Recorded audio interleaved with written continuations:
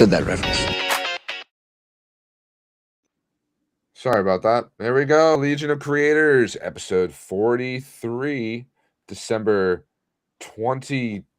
No, December 30th. 30th. Oh my God. Yeah, right. Tomorrow's New Year's Eve. December 30th.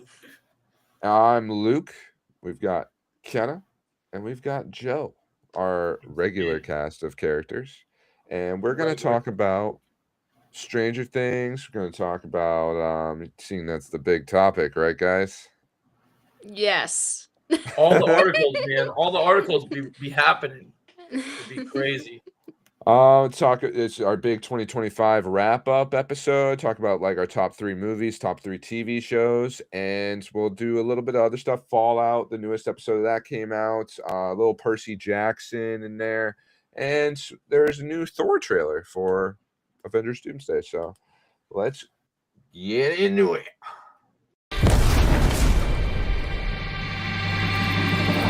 Legion of Creators.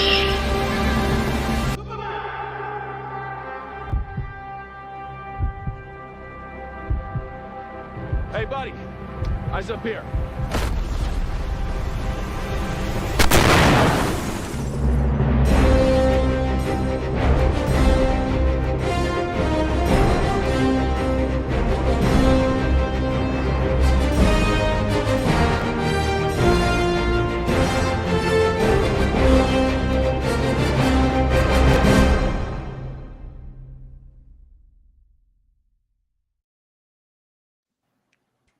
Hello, Underground. Hello, How we Underground. Welcome. We're the 6-7 gang now? Okay. That's fun. Oh boy. Here we go. I actually said 6-7 in my review too. So that's actually why he probably said that. That's funny. Yeah. So how you guys doing? How was Doing Christmas? Oh, I didn't celebrate Christmas. We're pushing it another. Our family didn't do much. The spirit was No. there. The spirit was there, yes. The I've Christmas been watching spirit. Christmas movies even when I've been watching them late. So Hey, nothing wrong Yeah. with that. You know, Christmas is when you want it to be. Exactly. you became a motivational speaker now, huh? That's right. your pitch. The Christmas is what you want it to be. That's Well, you fine. must be rocking some Christmas skins, right, Kenna? I don't have any Marvel Christmas Rivals? skins, no. But guess No? actually, guess what came out? A trailer for a Lady Loki skin coming on January 2nd for Marvel Rivals. Oh, there you go. You must be excited. Mm-hmm.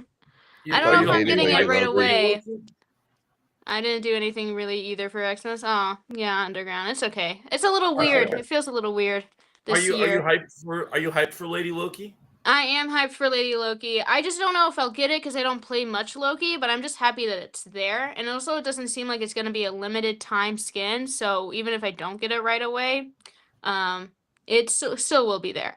And The it's only not skins that Sylvie inspired, so that's It's good. not Sylvie. No. That's what I was wondering. It is not Sylvie inspired. It is comic accurate Lady Loki with long black hair, no blonde bob cut, nothing. No, it is Lady Loki, and a lot of people thought it was gonna be a Hela skin, but it is not. It is actually Loki.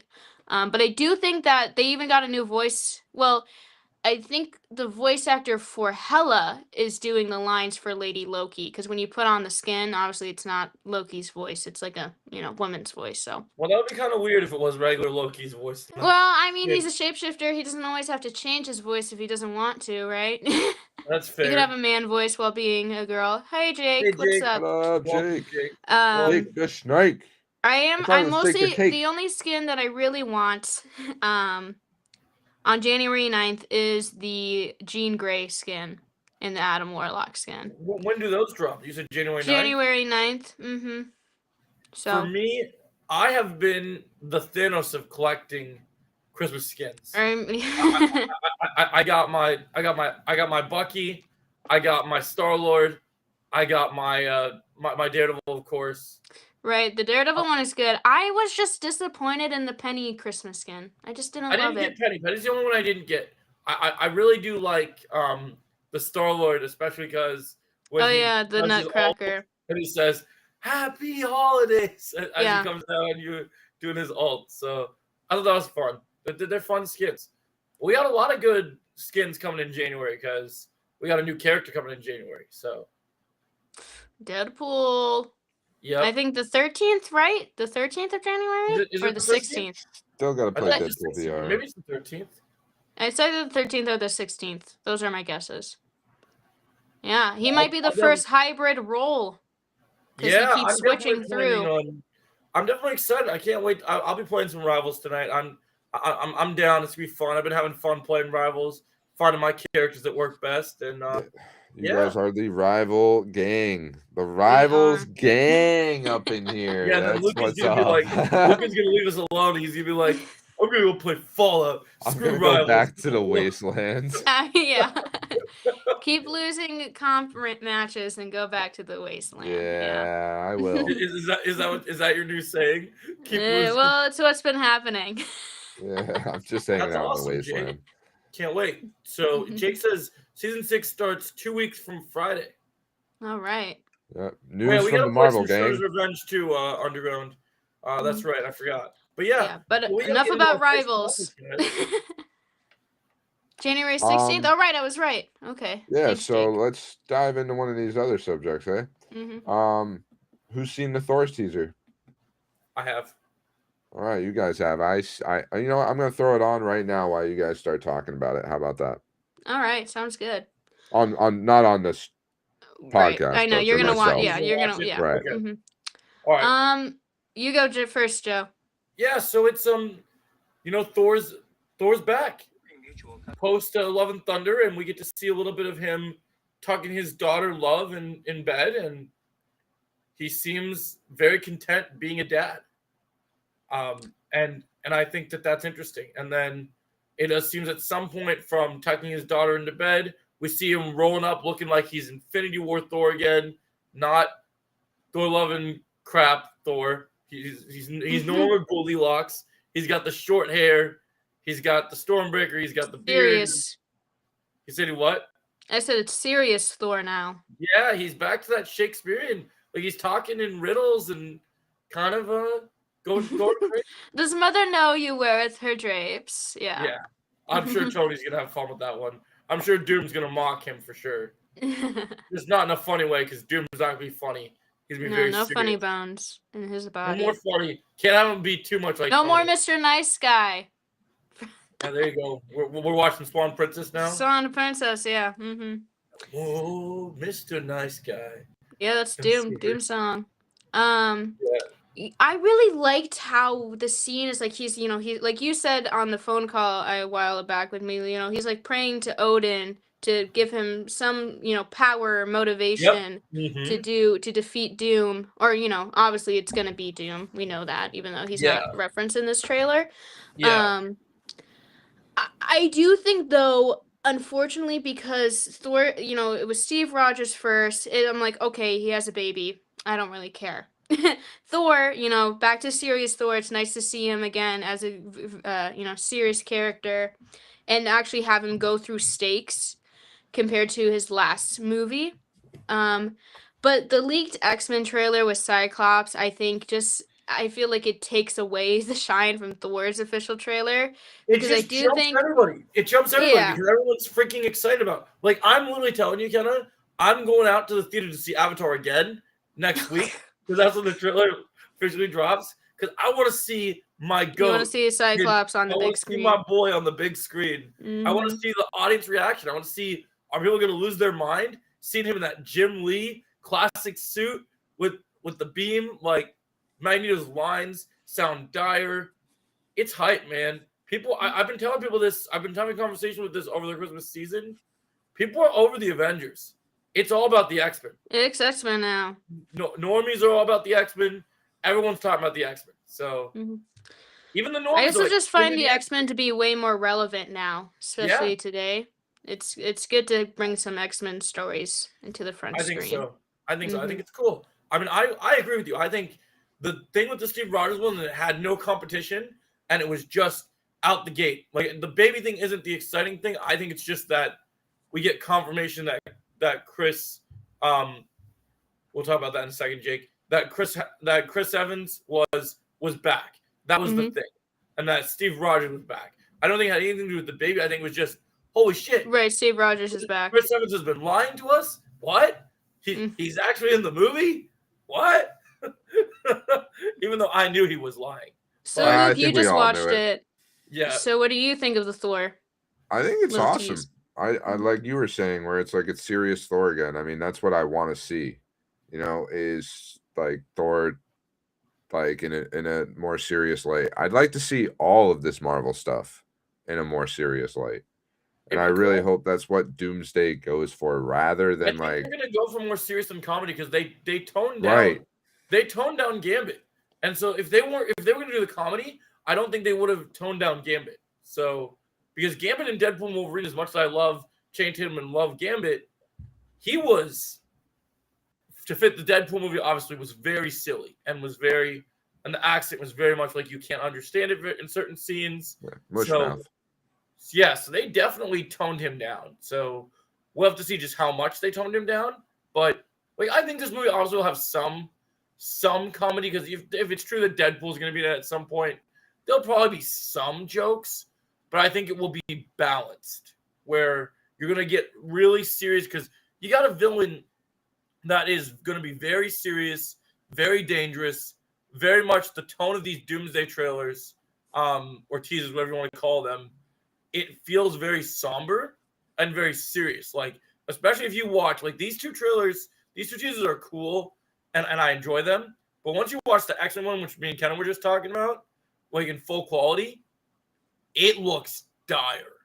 Like we got Sentinels, we got the X-Mansion blowing up, we got Cyclops pissed off or forming in front of the battlefield, Yeah. ready to watch it unload on everyone. And like Jake says here, next week's trailer's gonna hit 1 million views easily. And like, yeah, I wouldn't be surprised, because people have been freaking out on Twitter for the last 2 days. Even just a low quality version, just Cyclops in that Jim Lee suit, is making people go crazy.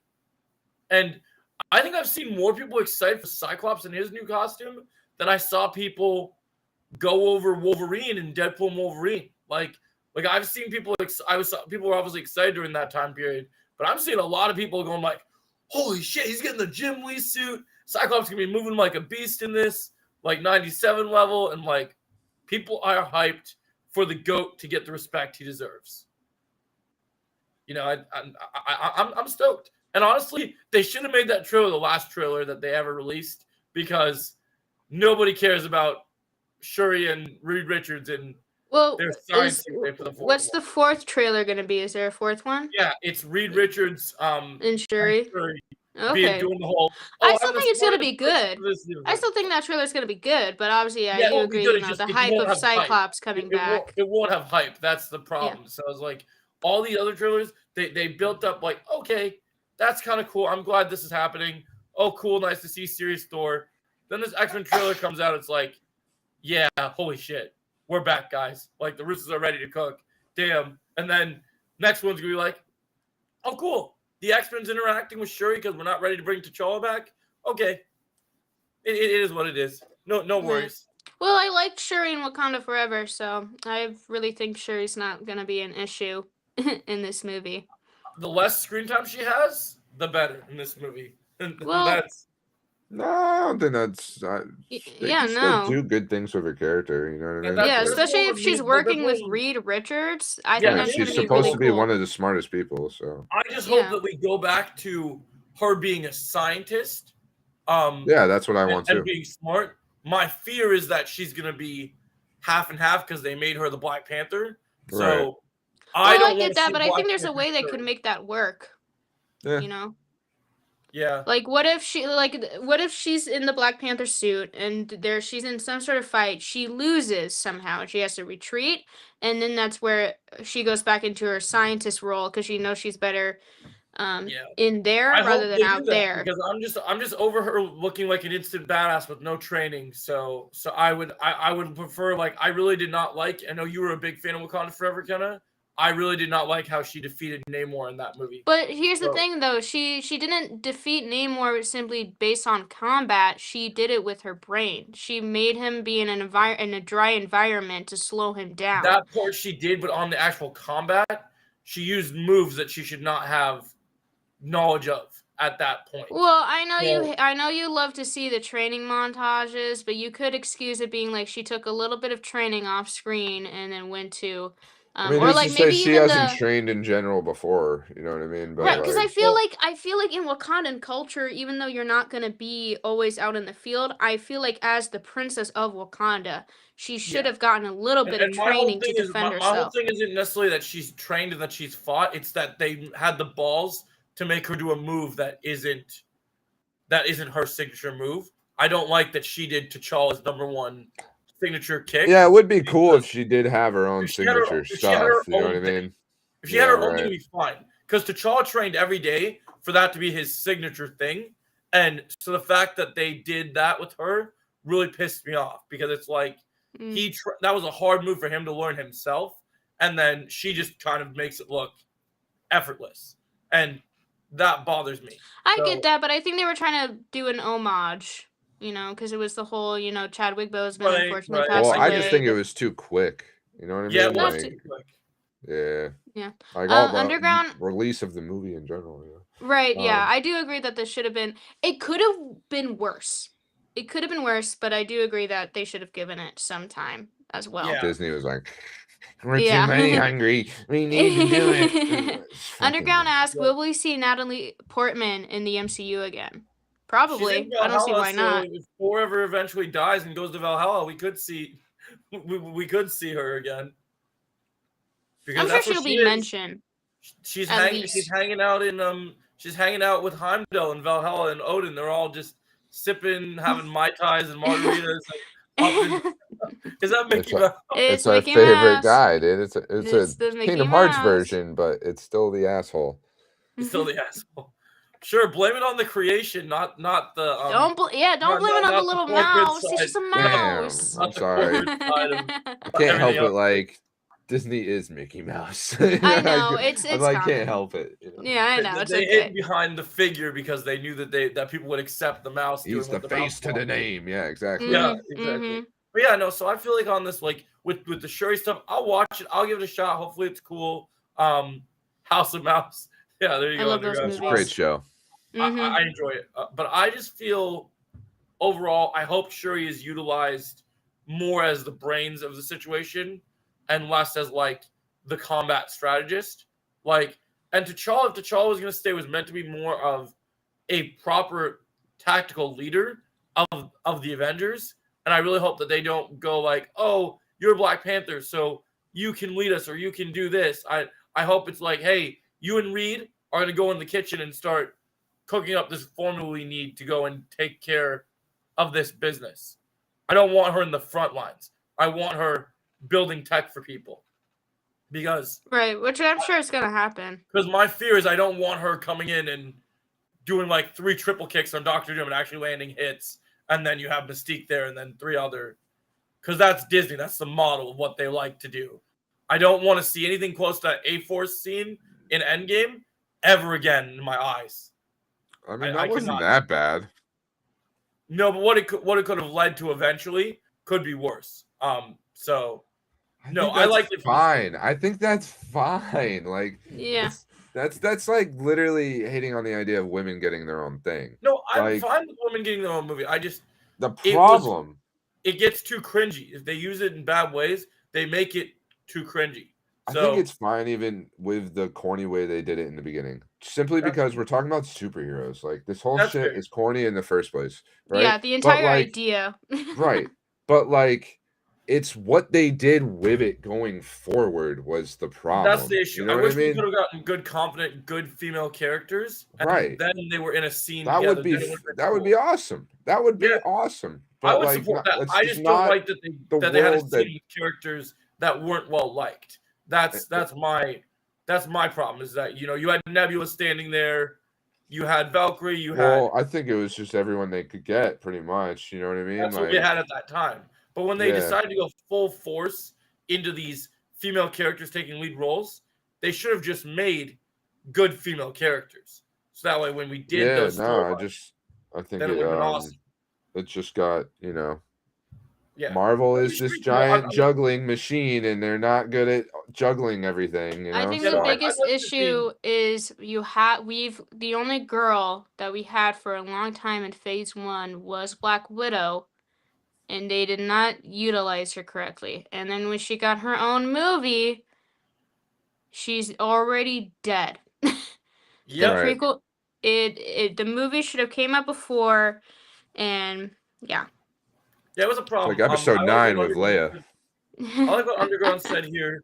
The son needs to be the next Black Panther. Not sure. Yeah, I mean, they're gonna age up too, son. Not probably this film, unless they're keeping it a secret. But I definitely see it in Secret Wars that we're gonna get Tucson as Black Panther, especially on Battle World. They're just gonna age him up. So know Yeah, how- probably. All right. I was gonna but- say, yeah. Oh. Okay. Go ahead. I was No. gonna be like, Percy. Speaking of Okay, yeah. younger. So you're same thing. I was gonna say, Yeah. all right, we are a legion of creators, and we love our superhero talk, superheroes. Mhm. but we're gonna talk about We gotta some other go stuff now. Yeah, let's go. Let's go into the next Cool. topic. I'm ready. All right, Percy Jackson. I have seen the full thing. I know that you and Joe have seen a little bit of episodes. Catching up. Yeah. How many far did you watch, get? Joe? How many episodes did you watch, Joe? Oh, I watched I'm 5 staying I'm episodes. staying out of this one. Oh. I've only watched the Oh. first episode. Okay. I'm Okay. just gonna Okay. listen to you guys. I'm staying out of it. So I've Alright. only seen the first 5 episodes of the first season. Okay. Okay. Yeah, and You've I'm seen all more than caught I up on have. season 1 and 2. So you can talk season 2. That's okay if you know. Mhm. I'll let you go first, and your overall thoughts of Percy and like what you think of the new season specifically. Okay, Not a okay. bad So true. I never really watched the movies. I've never read the books. So I cannot speak on the supposed book accuracy on the show. It is just okay. I wouldn't really say that it's awful. But it does really feel like a generic, hi Melissa. It does feel like a very generic Disney Plus show that you could just see. And I think there's nothing wrong with enjoying it, but I think though Percy himself is just not as strong as a character that he should be, and that everybody else, especially Annabeth, is such a better written character in his own show. And he doesn't really he's taking more action in season 2. I will say that he's kind of becoming more of the leader in a way, but not fully quite there yet. I do think because I'm not fully invested, I don't really remember season 1 well. I remember the big events, but the cut between the finale of season 1 to the first episode of season 2 is jarring because they introduce a new character who I know it's in the books and he plays an important part in the story. I get that. But it just kind of feels out of nowhere, at least to me, unless I don't remember something from the finale, but I literally feel like it's just jarring. But I do think though the pacing is weird, I think overall in both seasons, and the editing is weird too, like how they cut from scene to scene. And I do think season 2 is actually doing something, like the story's like progressing actually, while season 1 was kind of really slow. But at least season 2 it's getting somewhere, but it's still just not. It's nothing amazing, but it doesn't need to be either. But it is a shame that I do think if it was under maybe a different branding, like I could see this being really successful, like under HBO Max. And as much as I do hate on it, the Harry Potter TV show reboot, I see that being better than this show. Yeah, no, I feel that. I totally feel that. For me, this show just ain't for me. You know what I mean? Like, yeah, like we earlier on this show, episodes ago, Joe talked about how Alien Earth was not for him. Percy Jackson ain't for me.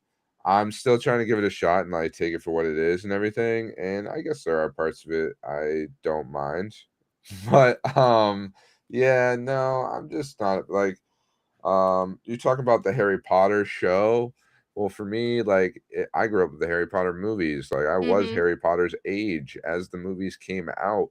And I don't know. I think Harry Potter is just so much more of a likable main character than Percy is. I find Percy to be very whiny And I don't know. I like you kind of said where Annabeth steals the show. Like I don't know. Like in having Like, I grown would up rather with be watching an Annabeth show, but it's called the Percy Jackson Show, but Percy's really not the main character, right. especially in season 1. I In think season 2, he's getting there. yeah. I mean, I haven't got that far, but Mhm. I don't know. I like a little bit more bravery out of my character, my main character. I also think, even though I never read the books, Harry Potter, or I remember I tried to read the first Harry Potter book, but I couldn't get into it. I never read Percy Jackson. And everyone's like, the show, even though there are changes, it is supposed to be more accurate to the books than the movies were. But then again, I'm like, well, maybe the books themselves just aren't that good. Like, I think his name is Rick Riordan is the author.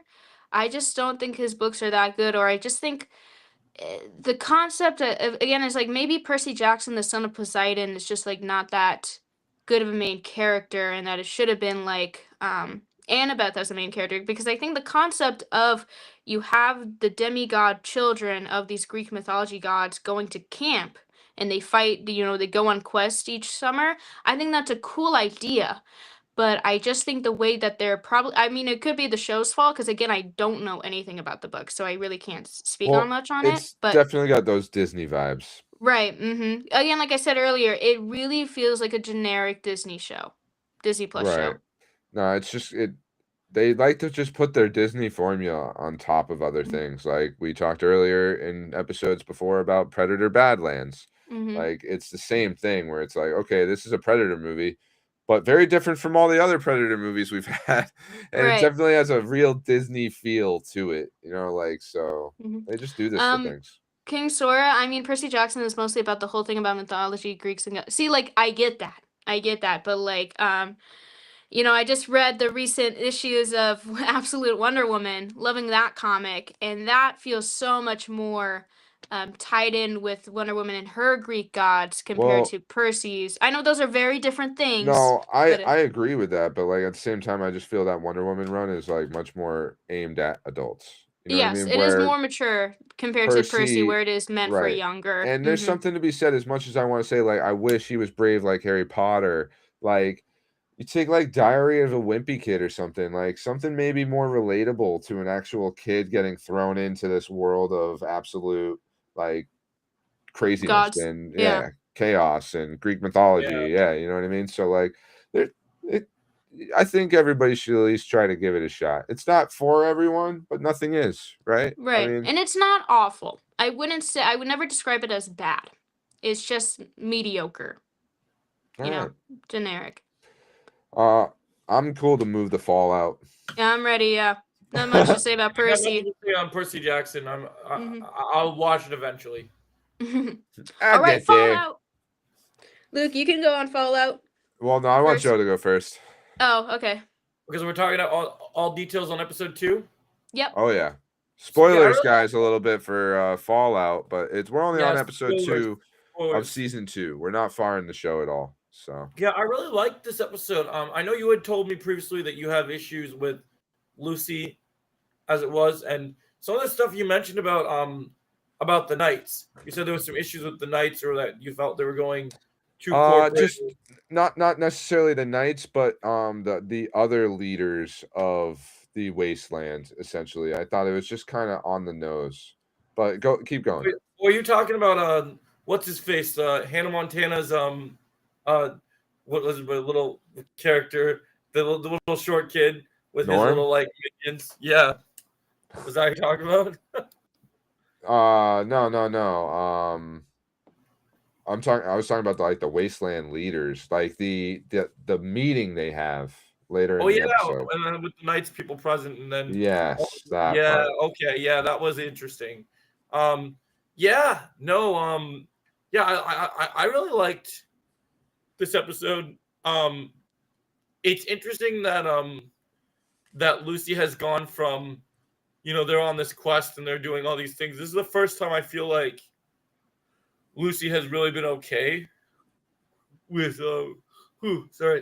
with leaving someone behind. Like literally like going, like when she left the ghoul in the facility that they were in when they saved the girl.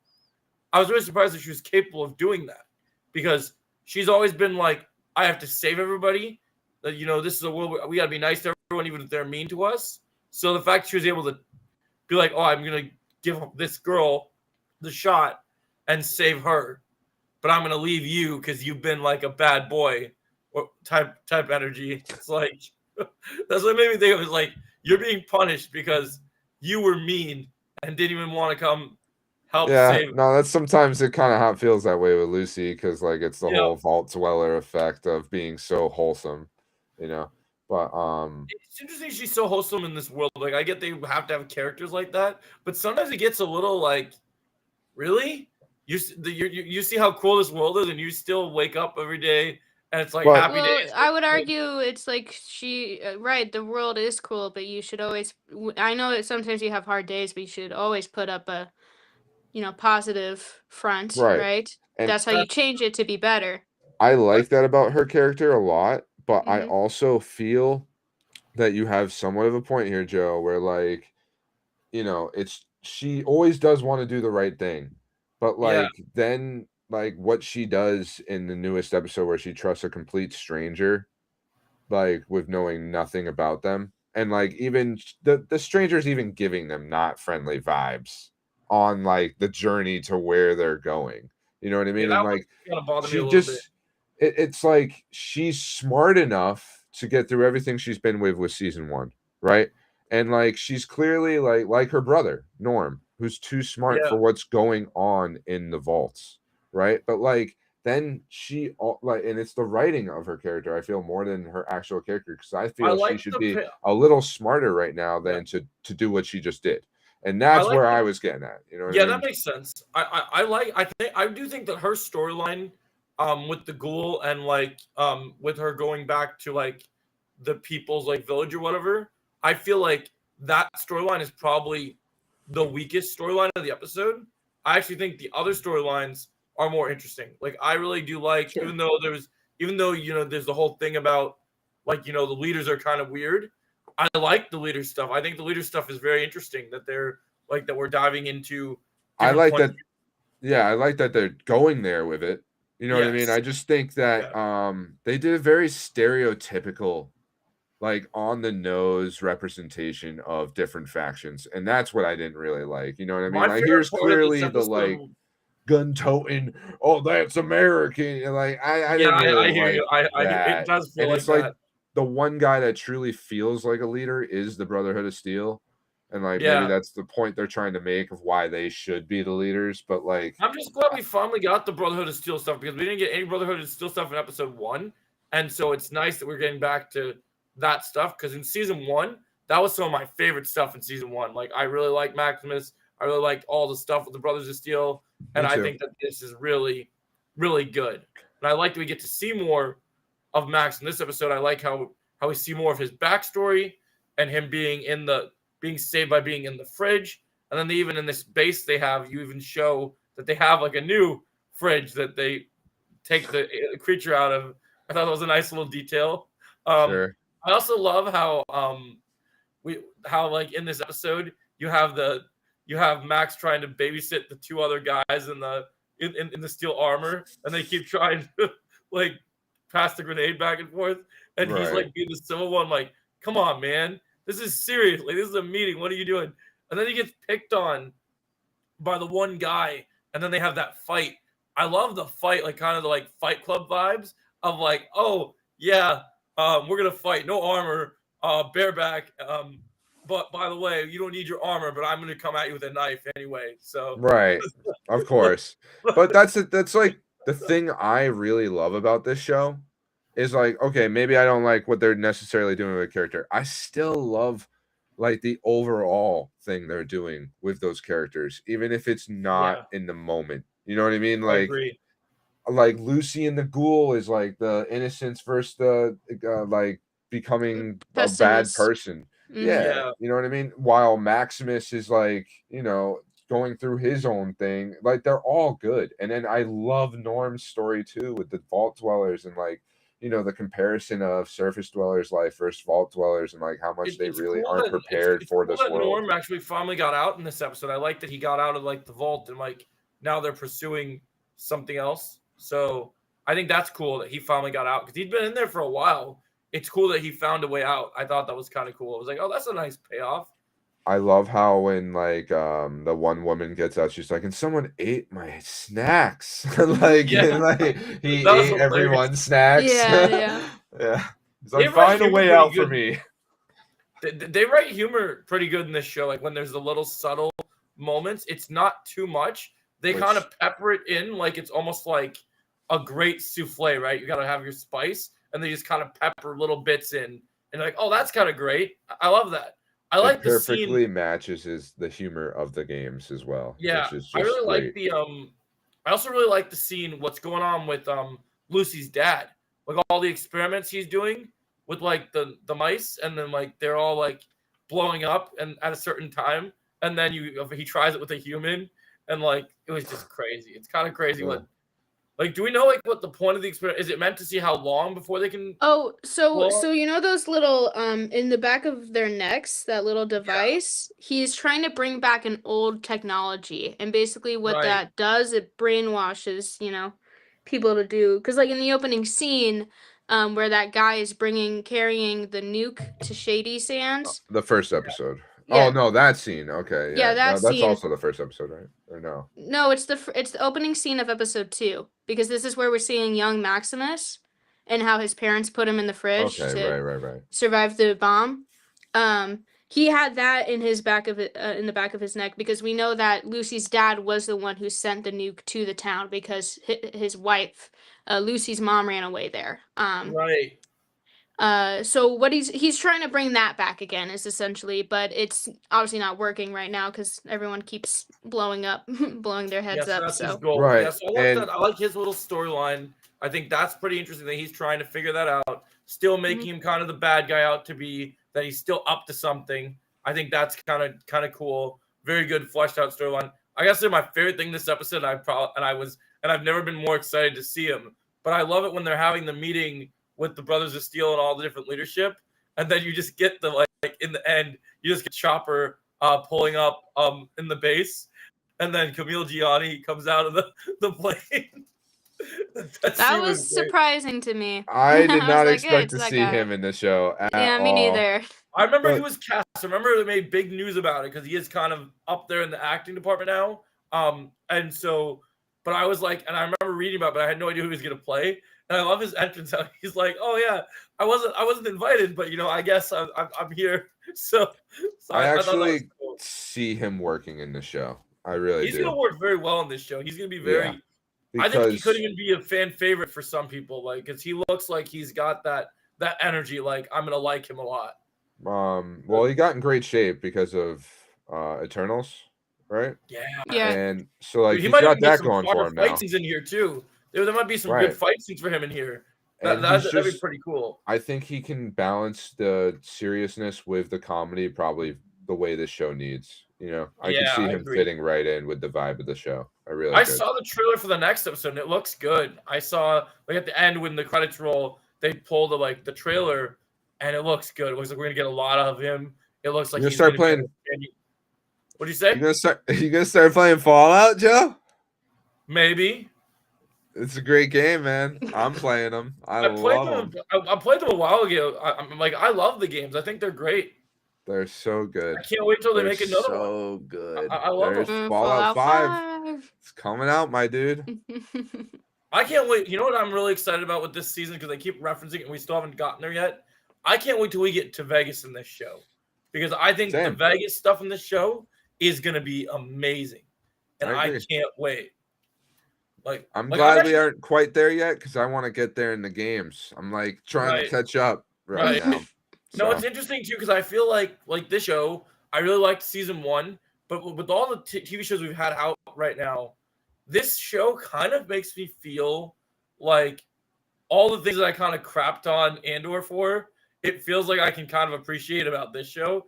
Maybe just the different words, and you're not having Disney, and you have other companies. But I'm interested in all the conversations, all the characters, the politics. All I know what you interesting. mean. It doesn't feel like forced down your throat the way that Andor kind of does. Even though like it's fine. I think Andor is pretty good, But Yeah, I gotta pick it back up. it's definitely like this is a political show. Like, you know what I Right, mean? right. But while Fallout feels just so natural. You know It what I feels mean? natural. Like, Everything about it feels natural. You can't say you know what the show is. Like you're watching Fallout. Like you wouldn't say, oh, like if someone asks you to describe Fallout, you have to say, oh, did you play the games? Like you can't say, oh, it's like this thing or it's like that thing because you're getting a little bit of everything. So you can't really yeah, say, it's kind of unique. You know what I mean? Like the best you could do is like, well, people go in the ground because nukes go off. You know what I mean? Like, and you can kind of yeah, describe it that way. But funny enough, before we switch off Fallout, I was looking up like all the because we're gonna jump into the year wrap up here soon enough. I was looking up all these TV shows that came out this year, and I come across one, and I'm like, that looks a lot like Fallout, and it's called Billionaire's Bunker, right? Even the name is like it's a Fallout thing, right? And it's a ripoff essentially of Fallout, while saying it's not a ripoff. Just about the rich people. we should Like, it's watch it. interesting. It's Compare, like a we straight should up watch it to compare Netflix notes. show. Yeah, right. We should It's a watch straight the up compare Netflix notes show. to be like, how much is it really like Fallout? Like, Yeah. I started watching it. It wasn't bad. It's better than Stranger Things. oh, we're gonna get there. Don't worry. I think we're going there right now. Yeah, we're heading into that. On that note, yeah, Fallout is awesome. We're only 2 episodes in. I really like this episode. I'd give it a 9.2 out of 10, and I'm ready for episode 3. So Yeah. I love it. I'm loving Fallout, man. I'm loving And it. if you haven't watched Fallout, season 1 is really good as well. It may take you a couple episodes to like actually get into it. It's a little bit of a builder at first. Yeah, slow burn, but it's Once- good. It's really good. So Mhm. you should give it a shot. Better than All right, Stranger Things. It's Season time. 5. It's Fallout time. 5 is the last one in the series. I haven't heard anything about that. Yeah, That's I'd have to look into that. I'd have to look into on that for sure. I've never heard that. I just knew they were making a 5th one. I didn't know it was the last in the series. You know what Because is these the last of topics- the series? Season 5 of Stranger Things. Is it though? That's the question. No, there's gonna be a spinoff, and you can't make me watch the spinoffs. I'm not watching them. Not I'm not even making you. for this. I'm not even for making you. this. I'm not making you. I mean, I'm- I'm pretty sure, like, once, like, obviously, Stranger Things is a huge thing. It's a whole thing. And, like, when spinoffs come out, we're going to have so many topics on this show that eventually we just have to pick and choose what we want to talk about. Because it's our podcast. Yeah, I get that. Like, I mean, yeah, if Luke and I are watching it, we might mention it from time to time. But you don't always have to be updated like us. Yeah. Yeah, no. No. I'm so kind of just curious, all- King Sora, where you saw that. Looking it up, actually, they're saying it's not expected to be the last game. They have very little information about that game because they're making Elder Scrolls first. Tentagon or Kenna. It would also Oh my really gosh. surprise me that Fallout 5 would be the last one simply because the TV show is blowing up so much now, and they just said that Fallout 5 is going to be like integrated in with the show, like with the lore. So there's no way. There's no way it's the last. It's the last one. I guarantee you, whatever that information is from, it's not complete. Because also, if that game comes out and it makes bajillion dollars, they'll make 6. Like yeah, that's really, what I'm saying. And like it's all Yeah. building back up. It's getting popular again. You know what I mean? So I Yeah, doubt okay, they're so gonna just like that's end some it. interesting But yeah, stuff. stop talking Yeah, about I Fallout. heard. Yes. I It's hard heard- for me. Yeah. So Melissa said some things. Yeah, I heard that Stranger Things Part 2 wasn't that great, still decent, but what many fans expected. Really hope that for their sake, the movie saves it in a sense. It's not a movie, it's just they're putting the series finale in theaters. Don't say it's a movie. It's Oh, it's but not, it's not watch. a movie. Watch. They're gonna make one. They're gonna make Yeah, a they Stranger probably Things will. movie. They probably Just will. watch, dude. And then Mel says, Uh. yes, there's going to be a spin-off, and then there's also going to be an animated version. Yeah, we've Yeah, known this. I'm not watching the. Listen, as much as someone who loves animated things, I'm not watching it. Especially because I just find the concept to be so dumb because it's set between. At first I thought it was season 1 and 2, but apparently I heard from somebody else that it's set between season 2 and 3, and I'm just like, why? why do we need more content of the previous seasons? And I Yeah. get it, money, and like people want more, and people, yeah, like I get it, I get why, but also still why? Because like, why would this be like? It's just not interesting to me as a spin-off concept, even though it's animated, and I'm sure it's probably going to be decent. But then, when it comes to the future spin-off shows with like these characters, it's like no one care. The biggest disappointment that I feel like every Stranger Things fan or most of them have about this season is that the main group has essentially been pushed to the sidelines, especially Eleven. She used to be the whole, like, she was the glue in the like first season because it was like all about her.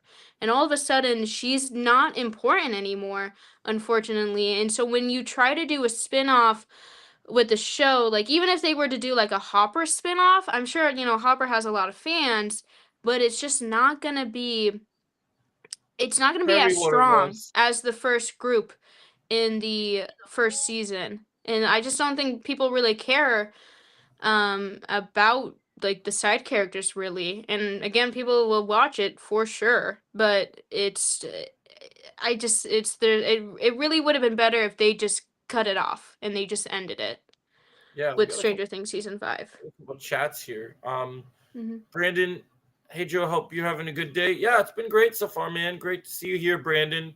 And Metal also said for you, Luke. No, they said it was going to be the last one because someone is retiring after the game is done. Yeah, no, like I literally just looked that up though, and I can't find anything saying that. It's actually all saying the opposite, where it's like the show's building up, production for Fallout's going. Todd Howard says they're going to continue it. So you're gonna have to send something about that, King Sora. King Sora also said, well, now she just doesn't care about the show anymore, 11. Well, no one, I feel like the rest of the cast, the original cast, they're ready to be done. Finn Wolfhard's done with Stranger Things. Lucas is done with Stranger Things. Gayton is done with Stranger Things. They're all ready to move on with their careers because they all have something to do. Millie Bobby Brown is going to focus on like her makeup line and raising her kid with her husband. Finn Wolfhard's going to become more of a director than an actor. Gayton is doing Broadway. And I think Lucas will still continue. Caleb McLaughlin. He'll still be doing acting probably, or maybe back to Broadway because he also did Broadway in the past, like Gayton. Same thing with, Sadie Sink. She's in Marvel now. She's gonna be in superhero movies. Like everyone is done with the show. I think the only person that I see probably hanging on to Stranger Things a little bit is probably Noah Schnapp because he's the least successful out of the kid group, I would say. I don't think his career is gonna be This was his washed moment, up. though. I don't think it's gonna be a no. dead end for him, but I do think because he even said after Stranger Things is over, he's gonna be picky about what roles he takes. So we're gonna see him less in movies. Like he'll still be acting, but because he said that he's gonna be a little more choosy with his roles, we're probably gonna see him less compared to the other kids. Yeah, I recognize it. Underground. That's a cool picture. And also, I just feel like the Duffer Brothers, they have things to juggle. So, like, 11, again, it's like she used to be the main focus of the show. And now she's there, but she's also not really there anymore. So, yeah. It's just a big flop of disappointment for the main cast, I feel like, in season 5. Okay, King so Sor- now, Yeah, but else? literally, I just read it. Like, just because Todd Howard's retiring doesn't mean that they're gonna stop making Fallout. Oh yeah, Brandon, we did talk about the Thor trailer earlier. In Doomsday for Yeah, that we movie. talked about all the Doomsday stuff in the beginning of the show. But just to summarize it real quick for you, we're excited. We also feel that like if you're gonna go see Avatar in the theater next week, or if you're gonna wait for it to get dropped online probably in another week or so, the X-Men teaser is coming out next week, and I've seen pretty good. I wouldn't say the best quality, but I've seen description and decent quality of it, and it looks pretty fantastic. So, and I'll be doing a video on it later. So, yeah, but so that's gonna be cool. But yeah, we're moving on to Stranger Things now. So Stranger Things season 5 is getting some crazy backlash. Dogged on. And one of the things I would like to say is like, I think it's not really like, I think this show absolutely deserves all the horrible things that are happening to it in terms of like the reviews dropping down. But the thing that frustrates me is the reason that people are mad about the show isn't the reason that sane people are mad about the show. Like, there are dumb people that are dropping low reviews because they're mad that their favorite ship isn't happening. Voltron flashbacks. Yep. Oh my god. Oh, that was a roller coaster. I remember that show. Anyways, back to Stranger Things. Yeah. It's like the moment that they saw in that coming out scene that there's no indication of Byler happening. They're like, "Yep, let's drop it down to a 6 out of 10." I'm sorry, but Byler was never gonna happen. It was never gonna happen. I'm sorry, it was never gonna happen. Tell them the truth, Kenna. They deserve to hear. It just never was gonna happen because I think everybody knew Will was gay the entire time. But Mike is such a straight character, and also here's the thing. This is what I've seen a lot from Byler shippers. They think that Mike and Will deserve to be together, but they also hate on Mike because Mike's not giving Will enough attention. So I'm like, so you want him to be his boyfriend, but you also think he's a bad boyfriend. I'm a little confused. And it's like,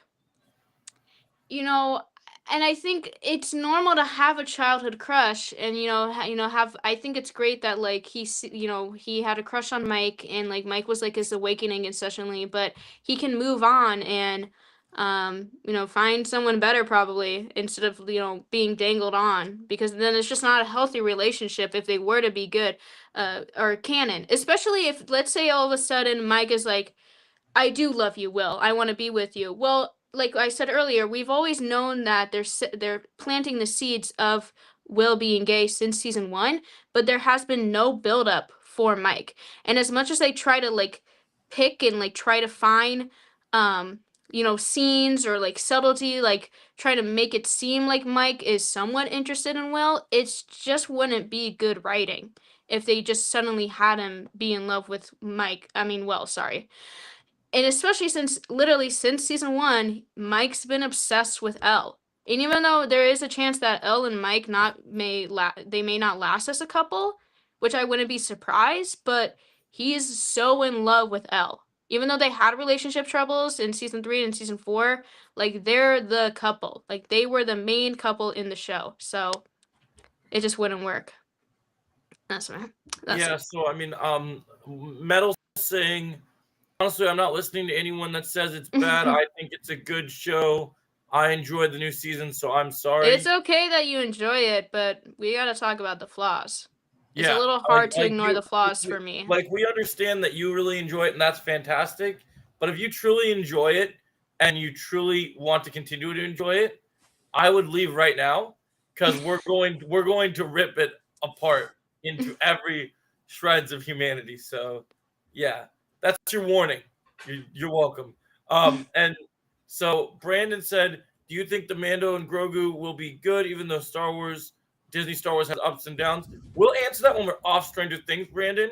Right now we're focusing on Stranger Things, but we will answer that question, I promise. Underground said, honestly, I don't think Joyce had a clue that Will is gay. I would argue this, because in season 1, when Will goes missing, and Joyce is talking to Hopper, and she's telling him about, the details, trying to find Will. She tells him that he was bullied a lot, and a lot of the bullies would call him queer, because they all kind of sense it. They all could kind of tell, and it's in the 80s where being gay is not accepted as much yet. So I think Joyce did have a feeling, because she knew that everyone was picking on him for it when he was younger. So it's just... yeah. That's why we needed stronger writing, because then we could have actually conveyed those emotions. Like, because I feel like in that scene, when Joyce is told that, I agree with you. I don't feel like it even seems like that she didn't know, because she doesn't seem that surprised by it. Like, it's not that shock. Once again, I will stand and die on the hill that we do not need this scene.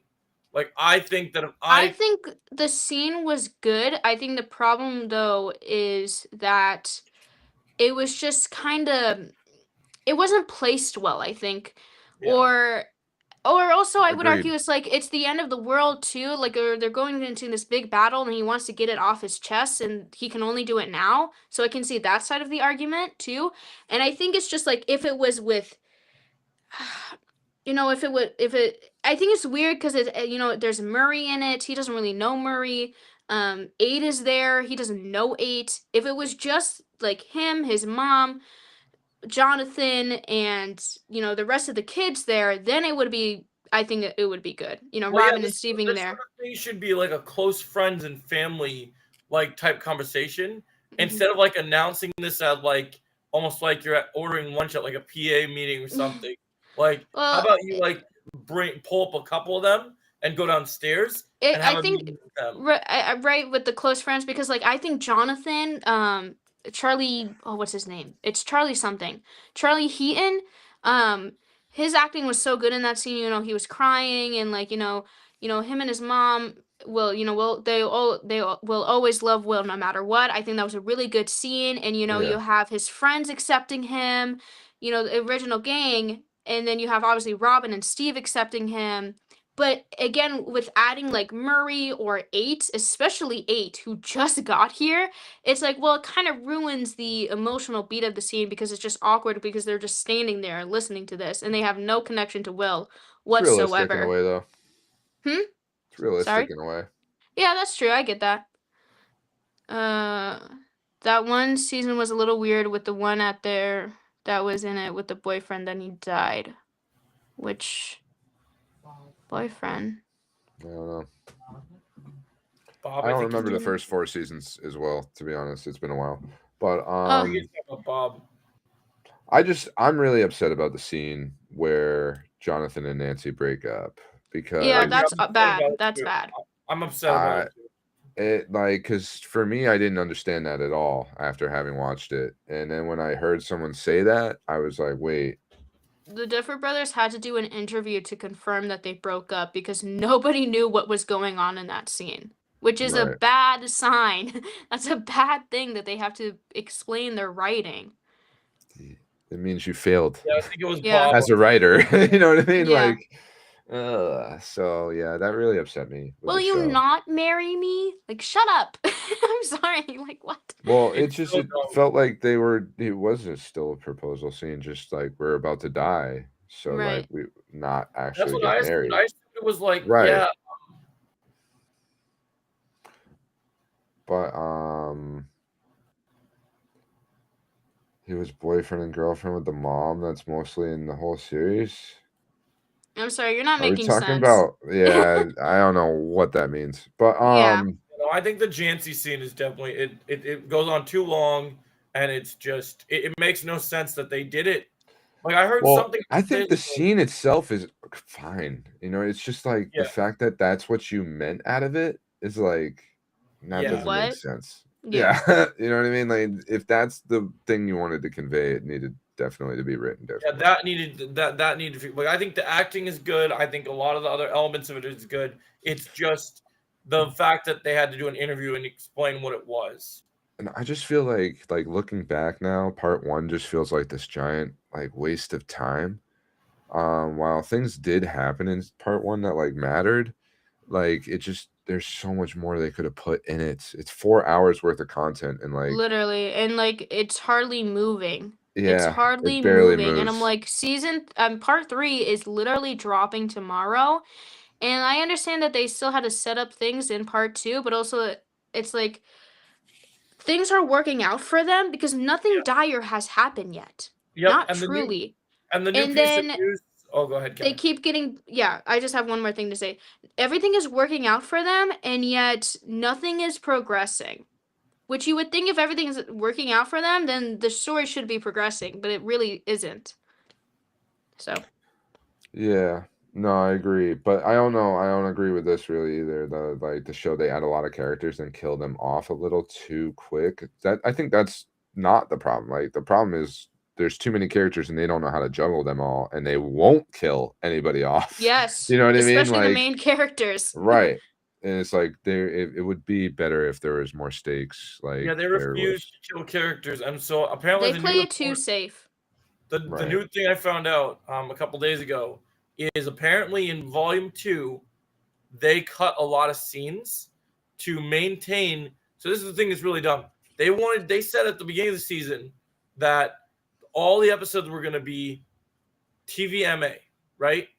And now I don't know if it was Netflix or the Duff Brothers decided on it, but they wanted to hold their TV 14 rating so much that they cut out specific scenes in Volume 2 to keep their rating. I gotta say something about that. I do believe that there's probably cut scenes because obviously that happens in TV shows or movies, making something. But everyone's jumping on the bandwagon of like, release the original Volume 2. And I'm like, guys, there is Right. no crazy cut scenes that were very relevant. Sometimes the show is just bad. And there is no other, like sometimes the writing is just bad and there is no cut scenes because why would they even cut out such a major plot point of a scene for, I mean, It's just I like think the Joe would Snyder cut shit, and it's like, okay, you're gonna let this person actually do redos of Mhm. filming things. Like that's one, not originally what they tried to do, and then Right. two, like it still sucks. Right. Exactly. And also, Joe, I do think that there is truth to what you're saying of like there probably were cutting scenes to not do the TVMA, trying to play it safe. But Yeah. there's also people, I'm just saying there's also people who think there's cut scenes of like major plot points or like shit like Mike going to the upside down, like just crazy, like Oh, I don't whatever think things. that at all. I don't Oh, think yeah, it's. I know. I I'm don't just think bringing this that is. up because I feel I like don't it's think even relevant with because cut I've been seeing scenes that a lot that this from the will fans. change. I feel this is more like a Batman versus Superman Ultimate Justice situation where Yeah. it's a longer version of Mhm. what we had, but it still sucks. Yeah. Like I doubt it's gonna be major plot points. I think it's like more like, oh, there was actually brutal things that happened and they cut it because they were trying to hide certain things. And Mhm. I think that's because they wanted to maintain their rating, which is so weird to me because they make official announcements that it's gonna be it's gonna be TVMA, and then they're like, oh well, we want it to stay TV 14 like the other seasons. I'm like, make up your mind. And that should have been made up before the season started. Like, why are Yeah, we going back and forth on like what's going on? I think part of why you get such the negative backlash on this season is because it's just like this is the final season. It's all coming to this, and it's just really disappointing. Awful. Yeah. You know, like Mhm. there's no other way to put it. Like it's just Right. It is disappointing disappointing. of a finale. Even if it's like not even that bad, it's bad in the way that this is all you got for the ending. You know what I Mhm. mean? Like, yeah. And I'm I like, just how really is hate this that they like- lied about having a 10-year plan. They had no 10-year plan. It was originally going to be just one season, but it was so Right. successful that they're like, I'm going to make more for Netflix. You It know? would have been more obvious too. Yeah. Like, yeah. But we're I hitting agree. about an hour now, so let's get on to Mm. our Yeah, we 2025 don't wrap need up. to. We don't need to spend too much time on Stranger Things. We said what we needed to say. You can find us in other streams complaining Talking about about it. Stranger Things, You yeah. want to see my full in-depth thoughts? Watch my video. Yes, Joe has a review out. So yeah, we're gonna do top 3 movies and top 3 TV shows, and then we got one each that we're gonna dog on from each too. Mm. So Yep, and then we're gonna kind of debate and choose if we can agree that we all hate the same one, or if we all like maybe say, oh, I think this movie actually isn't that bad, but you're saying that's the worst one. No way that movie's worse than this. Like, so Right, it's gonna be yeah. fun. Underground said G.I. Jane, let's freaking go. That's what he calls Nancy. Like, dear Oh. God. Yeah, so I do yeah, love so- Nancy, no matter so what. are we doing TV shows first or movies first? I'm thinking movies. Okay, movies Right. first. Top 3 I think movies. I think Ken should go first on this one. Okay, my top 3 movies of 2025 are number 1, Sinners, number 2, Frankenstein, and number 3, Superman. Those are my top 3 movies. okay. You want Good to talk choice. about Good choice. So number 1 is Sinners because I'm really into vampires, but what I love about Sinners is that they did something so new with the vampires, or not even new, but they did something new, but they also brought back like an old rule that you haven't seen a lot of vampire adaptations recently, which It's such a small detail, but it clicked for me because it's the whole like letting them in. You have to invite the vampires in first before they can get to you. And that's not really done a lot anymore, but I liked how Sinners brought that back. And also like the acting with Michael B. Jordan playing both the twins, like it's so good, and also the story of like what it's so nice is that it's perfectly done as a historical piece and fictional with adding the vampires in, representing the real life monsters in the world during that time and even now. Um, and I just liked the culture, like the scenes of like how oh, what's his name? Miles, that's the actor's name. I can't remember the character's name. But like, he's singing a song, and then the scenes where they're cutting through black culture through the decades from their time to the future and even past their time, and then there's even Asian culture as well, because they have the two Asian characters serving at the bar, and like the community is all together, and it shows how the community is strong together. But then with the antagonist of the vampires, it shows the outside trying to break the community apart. And I just think it's so well written. And I think it's just has a beautiful soundtrack, great cinematography. I think every actor in that movie is so good. No one is real like there. I really can't say anything negative about that movie. It's just really good. And then number 2 is Frankenstein.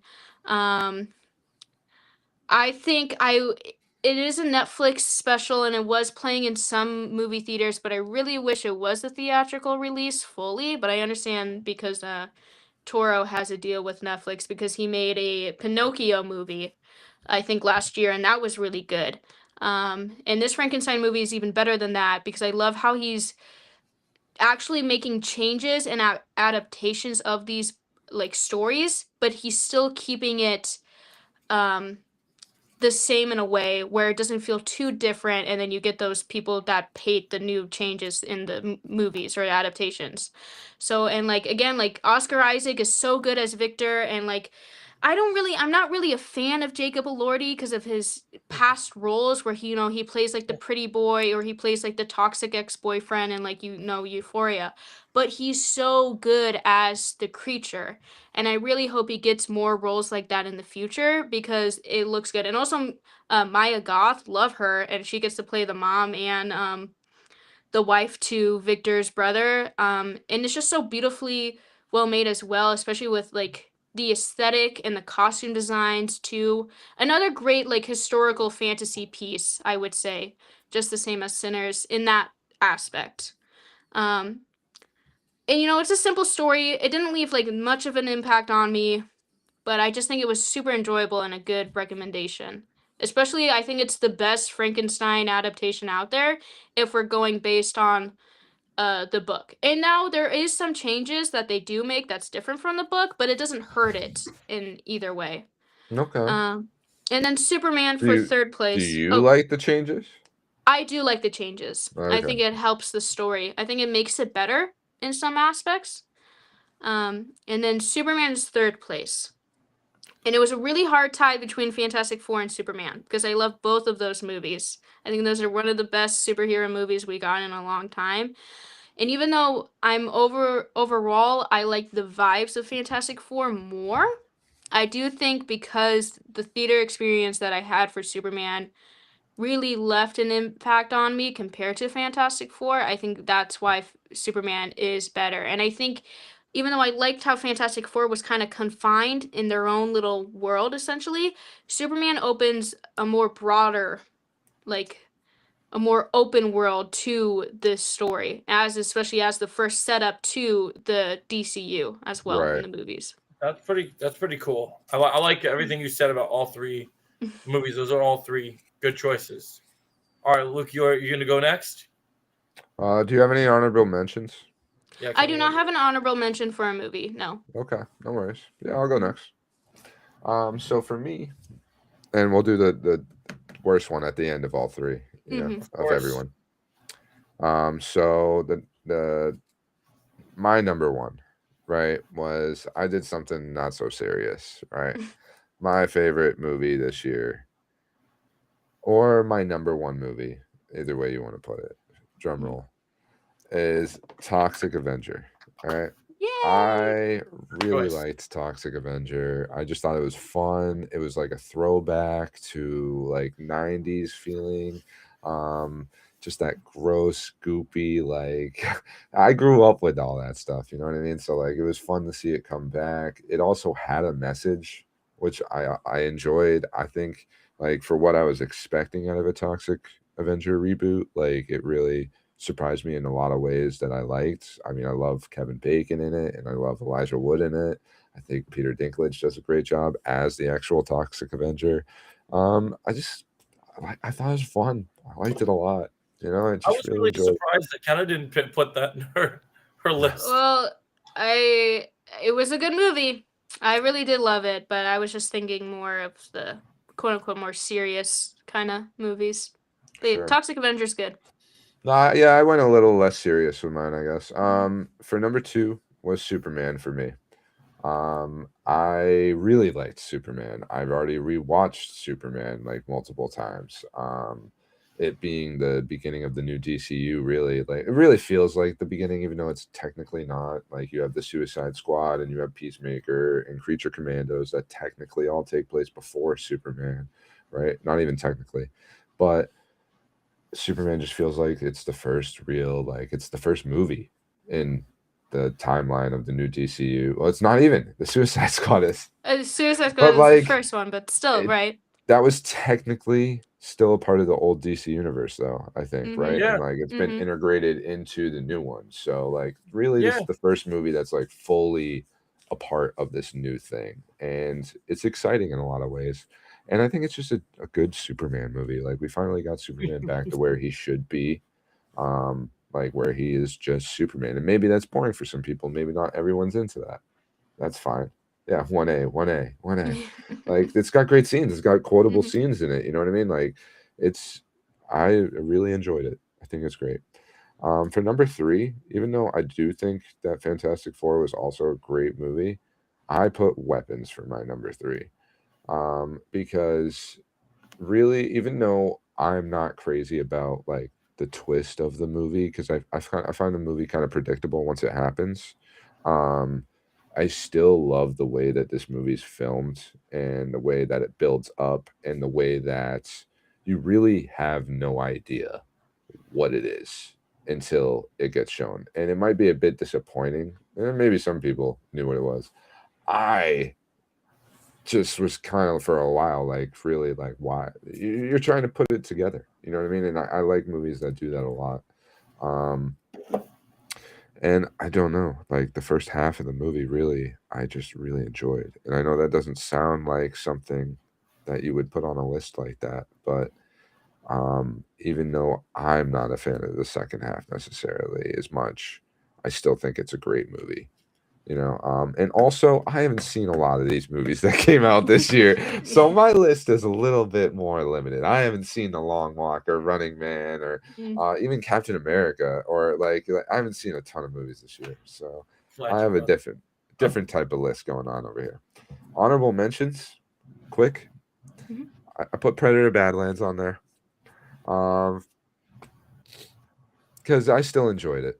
It may not be what I wanted like out of a Predator movie really, but I think it was fun and it was fun to see Wayland Yutani like kind of get integrated into everything. And sure, it has a Disney feel, but I think it's also like a cool sci-fi movie in the way that it's just on a different planet with like other types of aliens and stuff. Like it's a fun movie, you know. That's how. Don't take it too seriously. Like I said, my list is more on the less serious side, right? And and here's the absolute kicker is my other honorable mention, which is Anaconda. So nobody's gonna have this on their list at all, unless it's bad movies. I mean, I'm gonna But go see it. So I mean, who knows? We'll see.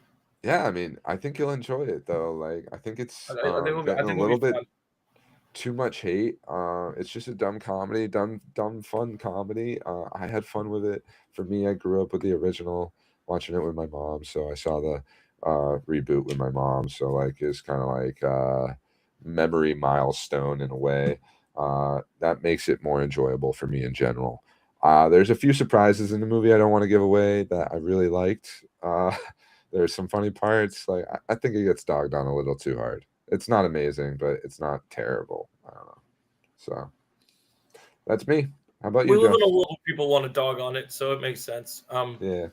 No, yeah. So that's a good list. I like how you guys were different. Like you had different takes. Oh, for sure. Did you see Very Sinners different. at all, Luke?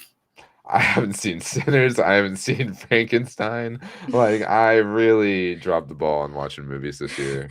So All right, Joe, your list.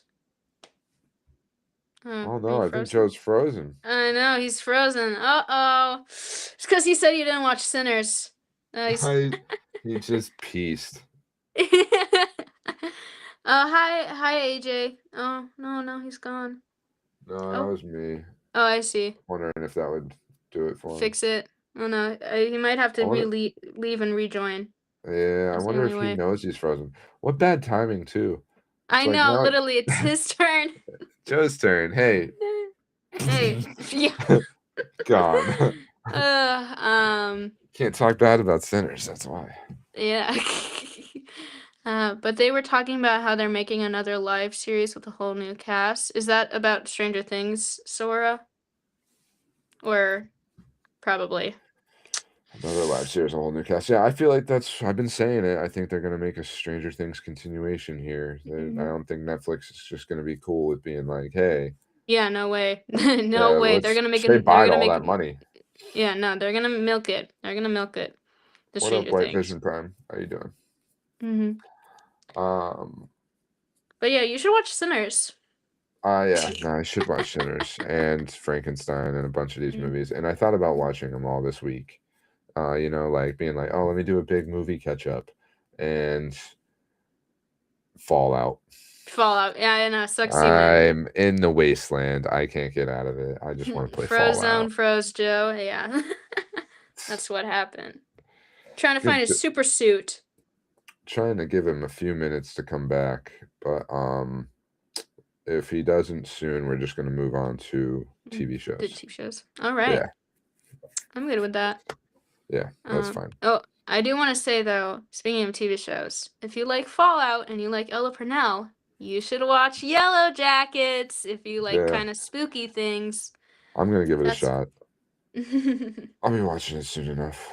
Vecna got Joe. Oh no, Joe's in the Ah. upside down. It's all the hate on Stranger Things. I know. That's how they got him. Who's Jake, coming after Jake him the whole will time? have to save him.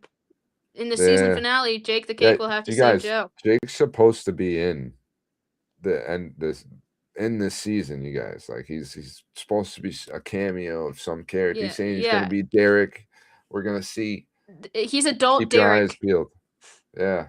Yeah, give That's what we got a little hint here. So. That's the juicy news that we got about Stranger Things. Do you think Netflix making spin-offs of Stranger Things is a good idea? I'm just curious. I mean, it can't be a bad idea. It's probably gonna make money either way. Yeah. You know what I mean? Mhm. So it's worth a shot. And I mean, what if they make something that's actually good? Right. What if it's I'm willing to give it the benefit of the doubt, like what if it's even better than the OG series? It you could know? be different team. Like somebody's got a cool idea. You never know. It can happen. But Stranger Things. You know what I mean? Like Yeah, it's okay. You guys all excited though? Only 2 days or tomorrow. Tomorrow's Yeah. finale. Yeah. hmm Who do you think's gonna actually die? Bro, I don't know, Hopper, because they keep doing that. They keep doing fake out deaths with him, and it's pissing me off. Because I'm like, just kill the bastard. I'm sorry. Underground, I'm the next Sinclair. Don't tell it. Oh, but we already know that you're the next Sinclair. We already know that you're the long lost brother to Lucas and Erica. We know that already, Underground. And that's the There new he is. Stranger Things spinoff. Adult Derek and new Sinclair sibling team up. Underground and Jake. My phone decided to die.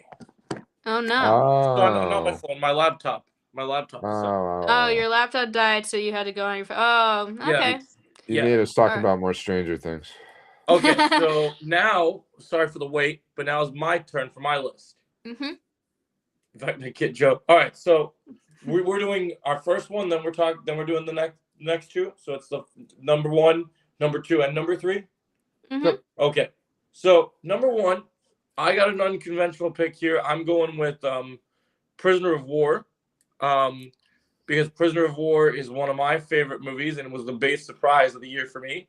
And I'll give more details when I go. Like just this movie, I really like it. It almost feels foreign in the way that a Hollywood movie is filmed, because it's like, I usually am a sucker for a lot of Scott Adkins martial arts movies, but this movie being a PW camp like war story and having that like element of the martial arts to it was just different. Like I like how you had American people versus Asian people, and you had like, there was sword fighting in this movie, there was hand-to-hand combat, it was brutal, it had a good score, it wasn't Hollywood fight scenes, it was very well choreographed, very well handled, and I really enjoyed it. So I really love that one. And then number 2 on the list, of course, this is a really tough one, but I've decided to go with Sinners as my number 2, because for all the reasons I kind of love Sinners, I actually have different reasons for loving Sinners. So like for me, one of my favorite things about Sinners is the fact that Haley Steinfeld, I think, did an amazing job. I think her turning from regular human, like I think her name was Mary, from Mary to like vampire, was very well handled. And nobody's talked about this character yet, but I really like Jack O'Connell in this movie, who is like the lead villain vampire. Because I really think that Ryan Coogler does a great job directing once again. This director does not miss. He's incredible.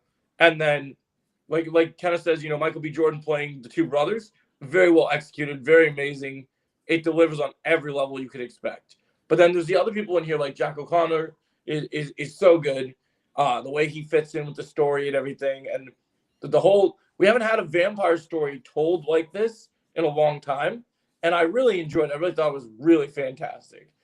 And it will probably, even though I don't keep us in line with the Oscars, I would hope that the Oscars pay Sinners some sort of attention, because it is a world-renowned movie that a lot of people really want Sinners to get recognized. And of course, number 2, similar to Kenna's list and Luke's list, we have one movie on our list that's equal, as I got to go Superman. And for me, Superman is a movie that not only kickstarts the new DCU, but you have a Superman movie that introduced characters like Mr. Terrific and Guy Gardner, and it took us years, guys, but we finally got a great Lex Luthor, and I'm happy to hear that it finally happened. Like, I know people say, "Oh, well, Michael Rosenbaum," but that was TV Lex Luthor. We need to see a real good movie Lex Luthor, and Nicholas Hoult knocked it out of the park. I love all the 1A meta stuff. I think David Cornsweet did an awesome job. I think Rachel Brosnahan did awesome. And I think I think this movie, we were talking about yesterday about dogging on James Gunn's Guardians movies in his past. This is one of my favorite of James Gunn's movies. And for me, I have a personal connection to this movie, because at a time when 2025 can be described as quite a dark year for some people, and I know Luke knows what that means. I felt like this movie isn't just a movie I enjoy; it's a movie I needed. It helped me put myself on a path of balance and peace, and how to be hopeful and how to survive in that world. And I think that just makes me happy. I really feel that made me very, very happy. And I walk out of that theater time I watched that movie, just in theater experience, I'm smiling, I'm singing the song. I'm a punk rocker, yes I am. I had lots of fun with Mr. Terrific. I mean, the music's great, and I commend James Gunn for not doing the entire movie all needle drops. I think the score of Superman is beautiful and is wonderful, and just everyone did a great job. I can't wait for Man of Tomorrow. I'm very excited. I'm excited to see where the DCU goes, and I think this is a great film. I think each of these movies all serve a great purpose on my list, and I think each of them, I think I said very well why each of them deserve to be where they are. Any honorable mentions for your movies? Honorable mentions. I think I'm gonna have one. Honorable mention. I'm gonna go with Running Man, because Running Man was almost on this list. It was almost on this list. But I'm sorry, you just can't beat these 3 movies. Like Running Man is a great movie. I enjoy it. It's fun. It's different. It's a good Edgar Wright film, but it's just not quite those levels of Superman, not quite the levels of Sinners, and definitely not quite the levels of Prisoner of War. So, yeah. Did you end up watching The Long Walk? I haven't gotten to yet. Okay. I gotta see that too. I can't find a way to watch it without having to Pay. I know it's annoying. buy it or rent it. Yeah. It's supposed to be in a streaming era where they make it free. Once you pay your subscription, it's not really free because you're paying a subscription. But now, like, Yeah. oh, you have to rent everything and you have to buy it. I know it's the dumb. I'll Good watch stuff. it eventually. Yeah. We'll get there. Yep. So, everyone's worst movie of the year. Tron Ares. Ooh. I kind of predicted this one. I had to pick Tron Ares because, to be honest, it's like, well, I haven't really seen any bad movies. Like, I wouldn't even say Predator Badlands was bad. At first, I actually had FNAF 2 on my list because even though I did enjoy it, it's objectively not a very good movie. But It's then sad I thought that we about saw a movie that you think is bad twice. That's sad. well, I mean, I did see FNAF 2 twice, but like, it's fun. It's like a funny, like you make fun of Right. it. Tron Ares though, I'm like, well, I enjoyed FNAF 2 more than I enjoyed Tron Ares. So Tron Ares gets the worst movie of the year. They cut scenes of Cameron Monaghan. I didn't appreciate that. Jared Leto, he did good in this role, but like he definitely did hurt people seeing this movie and how this movie would be perceived. Even though I understand that he put money into making Tron, so like I respect that in a way, but also it's like it's Jared Leto, so it's like I liked how they did callbacks to the original Tron, but it's like it's just not as good as Tron Legacy. Like I think there are good moments in that movie, but it's just like I really just felt nothing about it. It was just like out of all the movies that I've seen this year, Tron Ares is just like, well, I saw that and that was it. Wow. I haven't seen it, so I can't really say much. But I will say that I was close between 2 movies. With your take, and I'm not going to talk about other one because we're talking specifically about Tron Ares. I can contest that it is one of the worst movies, but because you guys did not suffer in theaters the way that I did with another movie, which we'll talk about in a minute, I think this other movie is far worse than that one because for Tron Ares for me had no potential. Tron Ares Legacy was great. you expected it to be bad. I kind of expected it to be bad because of the fact that the moment Jared Leto was announced as the lead, I think we all could have assumed it was the worst the moment that he was attached. I mean, they've literally dubbed this guy franchise killer. Like they literally have dubbed him that name. So, but I understand why. I agree with all your points for why it is a bad movie. But for me, someone's not going to put Legends as a bad movie. I was close. Franchise killer. Karate Kid Legends is pretty. Karate Kid Legends is pretty bad. That's crazy. Like I never thought about that, and it's like That's that's what they so call- brutal. That's so brutal. He'll never be in another franchise again, dude. It's literally 3 in a row. Which is Like, crazy considering he's gonna be Skeletor and He-Man. Fuck, he got He-Man. Oh, I mean, he's not the lead in that franchise though, so maybe there's hope. But he's playing Skeletor. He's in it. A vital But he's a vital weird dude. character in the Maybe his movie. weird attitude Joker will wasn't fit the something lead. like Skeletor. Like, maybe him being weird will finally benefit him. Joker was weird. Yeah, but that's on Zack Snyder not making good movies. That's not even him. That's what's his face. Oh I yeah, don't remember. Whoever You're made saying- No, Suicide Squad. yeah, my vision. Yeah, I AJ feel you. confirmed he's gonna be in He-Man. He's gonna kill He-Man. Fuck. I know it's pretty bad. It's pretty bad. Well, I want to give the movie a good chance when it gets announced. I'll see it. No, I'm still gonna watch it. of Hopefully it's course. good, but we never know. Again, yeah, I know. Mhm. Bury me, bury me. Ah, got more- burying. movie to compete against Tron Ares, Luke? So I didn't see Captain America, so mine's Thunderbolts. What? Why No! Me and No! Luke were talking about this last night, and I'm like, Joe's gonna get you. Oh man. How dare you say Thunderbolts? Yeah, dude, I'm sorry. That makes me sad. I'm gonna have to severely debate you on that because that's like That's what she said you would do. Thunderbolts. Like, and I know someone might hate me for saying this. I think Thunderbolts is the best Marvel movie of the year. Like, I like Thunderbolts more than I like Fantastic Four. And I know that's a crazy take. I'm probably going to get slayed in the comments right now. I know. I love Thunderbolts. Let me think about that. What do you say about that, Kenna? I said, let me think about that. Yeah, no, Fantastic Four was good. Thunderbolts, wow, it had some good character moments. You know what I mean? Like, I like some of the Fantastic Four was bantering. better.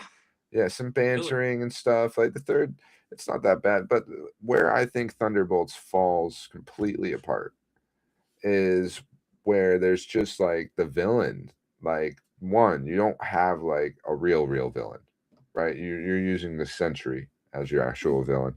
But on top of that, the woman that's controlling Sentry is like the woman who's Elaine from Seinfeld. She's just like, I just think it's written way too silly and way too not seriously enough when it comes to the villain aspect of the movie.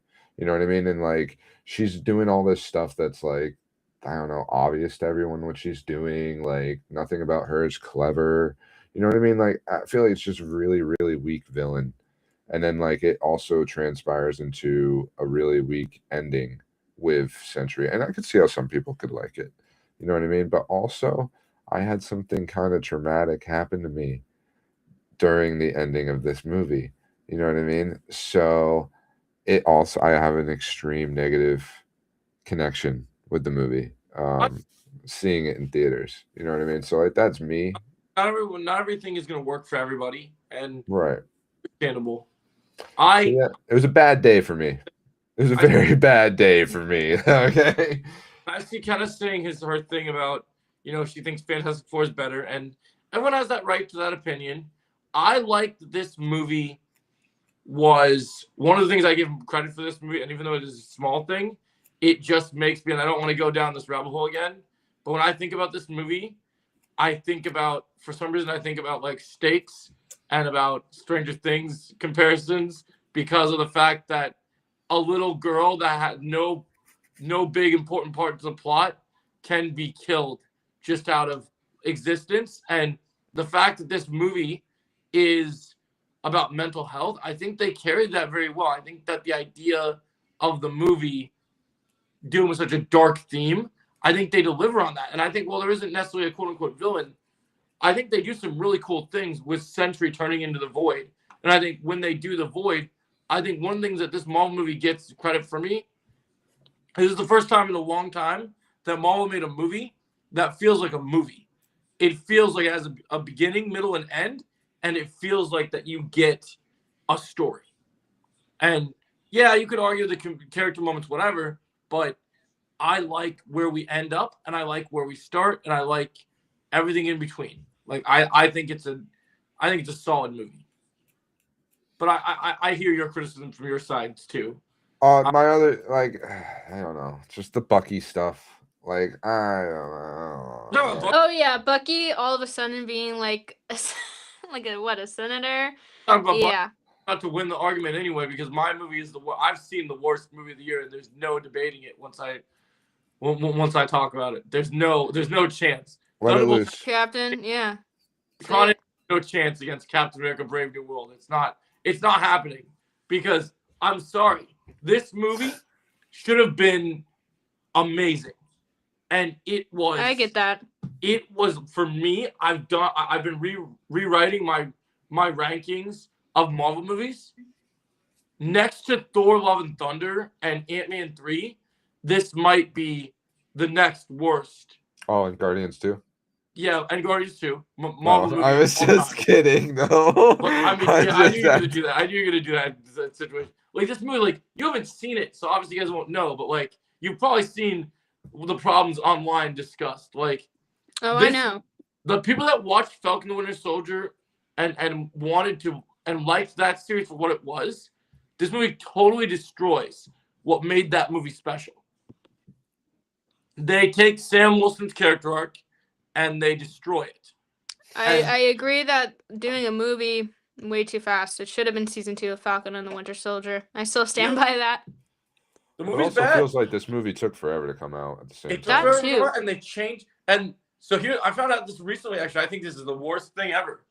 I found out that we live in a world where, because people had issues with it being, it's meant to be a political thriller, and people got mad about it being politically based. So they changed the movie to Hulk focus because it was supposed to be about Sam Wilson dealing with the consequences of the world. And even though he's Captain America, a political figure, they decided, well, people don't like politics right now, so we can't do this storyline of him dealing with these political figures and this. And they copped out. They got all mad, cut their original version of the movie, and went Hulk focused instead. Which doesn't do justice to Sam Wilson, because the movie feels like you're watching 2 different movies. You watch the beginning of this movie, like, oh, is this Captain America and the Serpent Society? This is dope. I'm loving this. Then you get to the second half, and like, what the fuck is the leader and Red Hulk doing in this shit? Like, what? Where's Bruce Banner? Am I watching the Hulk movie instead? Mr. Theater Manager, I didn't pay for Incredible Hulk 2. I paid for Captain America 4. And then he looks at you like, it is Captain America 4. I'm like, no, it's not. It's Incredible Hulk 2 without the Hulk. Bait and switch title. Another case. Nah. It's just But bad. they can't man. make just Hulk movies. That's the weird part about the whole thing. It's just bad though. Like, it's like there was a vision. I've seen what this movie was supposed to look like, and there was a vision of this being a really good movie. And even for people that are Sam Wilson haters, I think people could have still enjoyed a good story with him, because I think there was one to tell. And also the other thing that makes me so angry about this movie is there's one aspect of this movie in the beginning of this movie that's used as a plot device that if it was the movie would be 100 times better. And if this movie was Sam being trained by Isaiah Bradley and dealing with racism and dealing with all the different like mental issues that like they were setting up, even in the Falcon and Winter Soldier show, this movie would be 100% better off. If it was Sam and Isaiah like getting in touch with their culture and really just trying to survive in this modern world, it would have been amazing. Because Isaiah's in this movie and he has a role, but he's not used to his potential. So yeah, Right. I'm going Captain America Brave New World, and I don't think that you guys can make a compelling case that yours are worse, because I'm telling you, you watch this movie, you guys are going to hate this movie. This I don't know. I movie's think I bad. would like him more than Tron Ares. I This think I would movie is- find more is enjoyment so than bad. Tron Ares. That when they announced, I once was the biggest Anthony Mackie standout fanboy, like loving everything he was in, all the stuff that everything was. But they had him like going up on press and promoting this movie and saying how great it's going to be, and obviously that's his job, whatever, right? But when I hear the name Sam Wilson, or I see Anthony Mackie's face on TV or on a promo when he was announced for Doomsday, even though he was obviously going to be in Doomsday, I got mentally ill, like just immediately sick because of what's happened with this character. And yes, you can fix it. Yes, there's a lot of ways they can fix the writing, but just the idea of seeing him again, it just it makes me cringe. It makes me sick because they destroyed him, and it makes me I sad. mean, I think that's fair. Like, obviously, it's not a good movie, and like, I agree that I don't think the movie should have been made this soon. And you know, the constant reshoots is definitely an issue as well. But Tron Ares, I felt nothing. I feel like I would at least feel a little bit something, a little more enjoyment for Captain America 4 compared to Tron. That But is see, my I had one. no hope for Tron. I had hope for Captain America. That's But the when Well, difference. that's something's you. that bad though, Hmm. like I don't know. Does it like sure it went to your expectations, but at the same time it's still just bad. The bad made movie. It's a bad made movie with bad problems. Having And not seen either, You and can kinda, see in the movie where the reshoots are meant to be. Like you can see when you're watching the movie, like, oh my gosh, like there's a huge gap of like when they jump over from Giancarlo Esposito being the villain to okay, hey, now we're doing the Red Hulk stuff as a leader. You can see where the jump cuts are. You can see where I've heard that. The editing is bad. Right. So, I get Now, I will, as someone who's seen neither of them, I feel, and at first I was going to say Captain America, but Kenna made some very good points just now about how, like, she would think that even you would get some more entertainment out of Captain America. And honestly, I feel that way as well, because at least it's connected to the MCU. At least I'm seeing other things that I'd be interested in seeing. While in Tron Ares, I would be just probably like, I don't care about any of this. Yeah, but you don't You have know what to I mean? watch. But here's the thing: you don't have to watch Tron Ares. You can choose to skip Tron Ares. The way the MCU is set up, you have to watch Captain America. Like you're like at some point I you have to haven't, sit and down it and hasn't watch. really affected me too Yeah, much. no, it hasn't you know what I affected mean? anything. So like, you don't really have to. I don't know. You know what I mean? Like, yeah, I I just get feel what there's you more mean. pressure than watching Tron Ares No, because you're right about that. But like, I also don't like Tron enough that I haven't watched any of the Tron movies. Right. So there's also that. You know what I mean? Like, Mhm. and this just Jared Leto. I mean, I really like the idea of the soundtrack Trent. done by Trent Right. Reznor. You know what I mean? Like, I'm really into that. But I'd have to see it. Yeah, but I think I'm gonna go. I think I would rather watch Captain America. all right. Well, then I guess kind of wins with Tron Ares. Yay! Okay. I mean, it was rated way more low than Cap was too. I will say. That's fair. That's because, like Yeah. I said, there is potential. You can see where the good things should be in the movie. Sure. It's just they don't stick the landing. That's, I think, the base issue. All right, time to say. Have we said our TV shows? TV Oh, it's No. time for time. TV shows. Why don't TV you shows, start this time, shows, Joe? Top 3. Your top 3 TV shows. Joe's going first. Oh, I'm Yeah, going let's first? Joe Okay, go I'm first starting this this time. one out? Okay. Mm-hmm. I'm going, and this is the order I'm going to do. I know this might be a controversial order. I'm going to go Wednesday season 2. I'm going to go as number 1. I'm going to go Welcome to Derry at number 2. And this one's going to surprise people. I'm going to go Peacemaker at number 3. I am surprised. So I guess I should defend each of these. All right. So Wednesday season 2. I already loved Wednesday season 1, but a lot of the changes from the feedback from Jenna Ortega, the fact that she's the lead character of her own show, at least Netflix doesn't try to, at least creators on this show don't control actors to the point so much so that they can't give their own creative input to their character. Like, you would think Millie Bobby Brown could go over to the Duff Brothers and be like, hey, you should start letting me do things, right? Like, no. Jenna Ortega was so upset about what happened with her character's stories in season 1 that she went to them and went, hey, we need to go and like fix this. We need a different vibe to the season.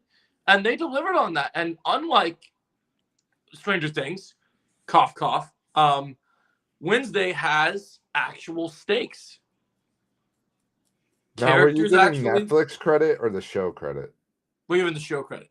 Okay, because I was going to I'm say saying the show's The Witcher better. came I out was on just saying that Netflix it's funny too. that they're both on Netflix, and one of them didn't interfere with it at all and just let them do their thing. But then the other Right. show has terrible writers, so at least the Right. writers here And I mean- was good.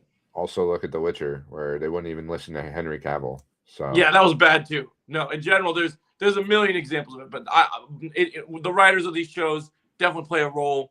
I was happy Wednesday was good because it was a long wait for Wednesday season 2, and usually that means it's gonna be bad. And so it was cool that it was good, and I really liked it.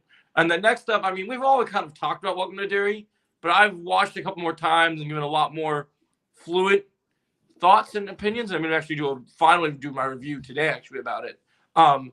I really like this show.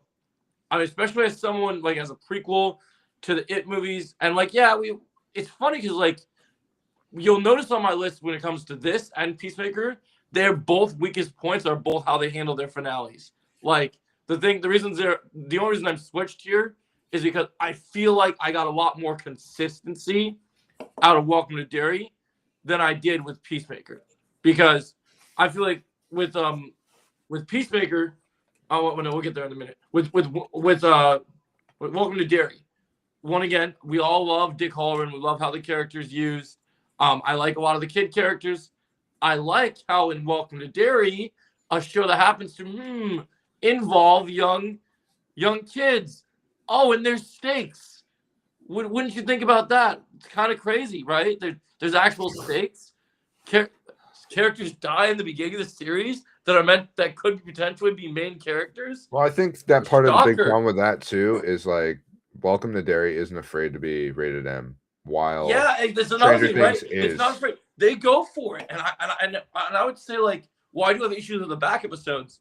HBO think and Warner those Brothers first- are far superior to Netflix. Yeah, though. I think those first 5 episodes really, really stand out for me. And, I guess episode 7 a little bit too, but I have some issues with 7, but nothing major. So I would say, yeah, overall, Welcome to Derry really was the show I wanted it to be, and I can't wait for season 2. I really enjoyed it. I really thought it was great. I really like the minor things in the back half, like the issue with the whole older lady connection with Pennywise stuff is just it's not the best. But other than that, I think like episode 6 is a real not great episode. But episode 7 is pretty decent. And 8, well, I do have issues with it. I do still enjoy. As a finale, I think it still did its job. And over time, when I think do about, remember you saying you hated it. I rewatched it. Okay. I was so upset the first time I watched it because I really wanted all those kids to die, and then as I've seen the real horrible show, being Stranger Things season 5. Now I've been like, at least Welcome the to Derry principal wasn't died. so bad. At least the principal died, and at least there was some good stakes that happened, and Right. there was actually some cool things that happened. It's Even funny. though it's Because like there were times I'd be just like, Pennywise would be standing there and it like just didn't feel as menacing as it should have been because like the whole clown CGI thing, right? But Yeah. like now you take Vecna, who is a way more potentially menacing character, and he feels way less menacing than even Pennywise does. You mean with know the what I fact that mean? he keeps saying it's time and doing nothing and just Yeah, a lot of that. And Yeah. also, I just prefer Henry. Like when we actually get to see Jamie acting as like Mr. Whatsit, I find him so. That is more scarier to me in a way compared to the big CGI monster that he is. Right. Yeah, no, that's fair. I mean, I just felt like I feel like I really like Welcome to Derry, and as I've come more in tune with rewatching it, I really do like what the show is, and I like the potential for another season, and it makes me actually want to watch another season. Well, like if they announce Stranger Things is getting a spinoff tomorrow, that's like just the continuation of the show, as we all are foreseeing happening. I don't want it. I don't need it. I don't want it. It's over. But Right. overall, so now people are probably wondering, why is Peacemaker number 3 on this list? Now, I love Peacemaker more than around the same amount as a lot of people, but maybe it's just that for me, You're not a lot of people are mad in the finale that you don't get the cameos that you wanted, right? My issue has nothing to do with the cameos. My issue with the finale is that episode 7 felt like the finale because you had a grandiose fight with Peacemaker and his brother.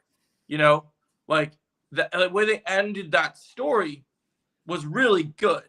And I don't know what it would look like for the finale if you have the brother come over to the regular Earth or what you do. But I just felt the ending of Peacemaker, even though Rick Flag Sr. threw Peacemaker into salvation, it lacked that finale oomph. Like it lacked that this is a finale and you need that kind of big stuff to happen. Like, yes, they set up checkmate. Yes, they set up salvation. But the overall finale, like, yeah, they had the Foxy Shazam concert stuff and some fun moments, but there is no real conflict in the season finale. But like for me, and this is what really annoyed me about the backlash of the finale, was like everybody's expecting a cameo. Everybody's expecting a cameo. There was never a cameo promised. You know what I mean? Like people hype themselves up. Right, and that's Right. what I'm telling you. I don't have an issue with the cameo thing. I want the story. That was just where I was starting. You know what I Yeah, mean? Like, okay. I was gonna say, just to top it off, like that. I don't think every finale has to be written this way.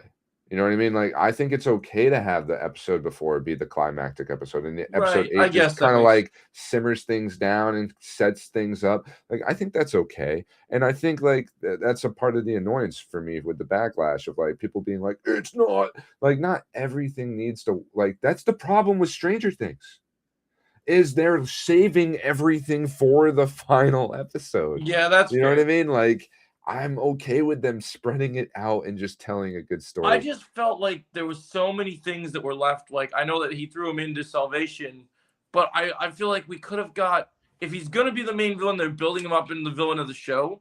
We couldn't have got one more fight with Peacemaker and Rick Flag Sr., like an actual fight instead of being tricked before things happened. Because I just really feel like the more I think about it, what I loved about season 1 is when you got to the finale, you had the one episode where, you know, you thought the dad was the villain, right? So they had the episode where they beat the dad was taken out. That was great, right? And when you got to the finale, we're killing butterflies and having this epic showdown with Sure. everything. And I wanted that grandiose. I wanted that, especially because like it doesn't seem like we're going to see another season of Peacemaker for a long time if they even do one. So like, for me, it's like, go out with a bang. Do something wild. And yeah, See, Salvation is wild, but like, I wanted I- something. I'm just right, like Mark Bernard on Black Man Beyond. Like, the most boring part of the superhero movie is the big bad fight. I am right there. That is me. That is how I feel about most of these things. I don't care about the big bad fight at the end. I care about the emotional journey we made on the way. Right? Right. And I am emotional storytelling. That is what I care about. And Yeah, see, for Peacemaker me, for me, a great. lot of the shows that I watch finale based, I like the element of, especially if there's emotion with it. I wanted to have that big bad fight, but still bring the emotion. Like, especially if Peacemaker was going to be stuck in Salvation, maybe you have a scene where I would love a scene where like maybe he's trying, Chris is trying to appeal to Rick Flag Sr. and trying to like, you know, say, I'm sorry what happened to your son, all these things. And then I think he's it was just not, and then he's just not accepting it.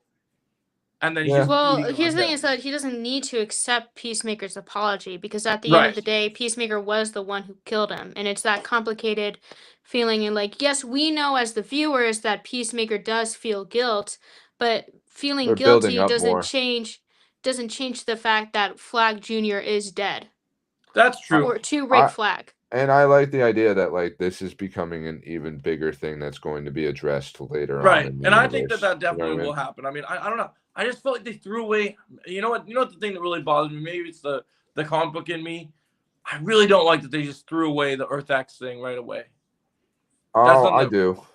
You like that? You like that? I do. I love everything they did with that show, dude. For real. Like, I am completely on that page where I will glaze over Peacemaker, because I just think that I like all of it. Like, and even the big bad thing, like I feel like it's a gimmicky move to like end everything on the like big event at the very end of a show. Like, all the shows I think of that do that, it's like Welcome to Derry, Stranger Things, like things that aren't necessarily written as well as the things that don't do that, like Peacemaker and Fallout. You know, like Fallout season 1 finale does not have some kind of giant, Right. like big bad show. It's actually a very emotional ending. But And it's that's also part of there's what I different find very good about different kind of shows have different types of things like that. I But, agree like, with some- that. I but do some- agree with that. Yeah. But I like just, something for like me, this, I it's felt like Emotional storytelling for me. You know, you can have your opinion, fine. I don't mean to like argue with your no, opinion, you know what I mean? feel But- like I just feel like, yeah, like I want the emotion, and I felt like we got lots of emotion in those last couple of episodes, and I think Oh, they yeah. did a really good job. Like some of my pros to the series is I like how they developed John Cena into Chris more this season. I liked how I agree. he got to have his emotional moments. Like I really do enjoy that. Like, don't take this not being my number one and my number two as me dissing this. No, The I know. finale, I was just a little disappointed in the finale, and not for the cameos, just because I wanted grandiose. And everyone can have their own opinion. They can give it. I just wanted something. I love this show so much. I love these characters, and I wanted something more. I than think what it's it going to did. age really well for you. I think it's Yeah. going to age really well for everyone because I think it'll be really nice in the way that you've talked about too, about the DC universe and what James Gunn is doing. Yeah. Where it's like different things have different feelings to them. I think the thing different for me themes. that I'm struggling with right now is that I don't know, like, nothing has come out about Man of Tomorrow, about like when we're gonna see Peacemaker next versus what we're gonna do with Salvation. So like until we know what Salvation is gonna be, like what we set up and what comes out of Checkmate, like do we get a Checkmate show? Is it a Checkmate movie? Is it just put into another show? Like, But that's good. It sets up things for us to wonder about. You know what I mean? What I was trying to say though was that, you know, different shows, different movies, different characters, they all have different themes. They all feel Right. different from each other. What'll be really nice is looking back at Peacemaker and like other things and seeing that not everything has to end with this big grandiose finale. that's You know what I mean? true. That like some things can end differently. You know what I mean? And that's okay too. I think it'll age very well. I really do. Yeah, that's good. All right. Well, then I think is it Kenna's turn next? I mean, I can go, or Luke, you want to go first? No honorable mentions? I got no honorable. Let me think. Honorable mentions. Other shows this year. We'll come back to you. Think about No, it. no, I don't have any honorable mentions. I'm good. All right. No worries. I can go first, I suppose. So for my TV You want shows, to I fight have about Peacemaker? number I'm just kidding. one. Number one is Peacemaker for me. Awesome. To make it a little shorter, I agree with what, essentially everything that Luke said about everything. But another reason is like I got my friend who isn't really into superheroes, but he was over and I'm like, we're watching the Suicide Squad movie, the James Gunn one, and then we started season 1 of Peacemaker, and the thing is, like, what is so good about Peacemaker is that even if you're not super into the superhero genre, anyone can enjoy it because my friend was laughing through it all, and like Right. obviously so was I because we were watching season 1 and it's so good. And then when we had to split up, unfortunately, when he went home, he was continuing watching it without me as well. Like he got pretty far in season 2. I don't think he's finished it yet the last time I talked to him about it, but like he's like into it. Like and he's not into the superhero genre that much, or not as much as me. So like the fact that he enjoys Peacemaker as much as I do, I think that just shows how good of a show See, it is. If I could, I just think people wanted to harp so badly on the ending of the show, but like look at the quality of this show. Like it literally generates more excitement for the DC universe than Superman does. I know. And everyone was saying how much better it was than Superman when it was coming out. Literally, we're all saying like, man, I like this more than Superman. You know what I mean? Like, and I could show Superman to a rando and they'll be like, whatever. But if you show Peacemaker, they legit will probably fall in love with it and be like, Yeah. oh my, So I like, get you. show me more about the DC universe. What are they doing? This is really cool. Mhm, Way better than mhm. Marvel. You know what I mean? Like, All right, number 2 on my list, Chair Company. Another one for Luke. Yeah, Luke got me into Tim Robinson. First I watched I Think You Should Leave on Netflix, but that didn't come out in 2025. So then I watched Chair Company. It is a funny, wacky show. I'm still torn on which one I like more, because I know that was kind of brought up, which one's better. I kind of like them both as of right now. That may change.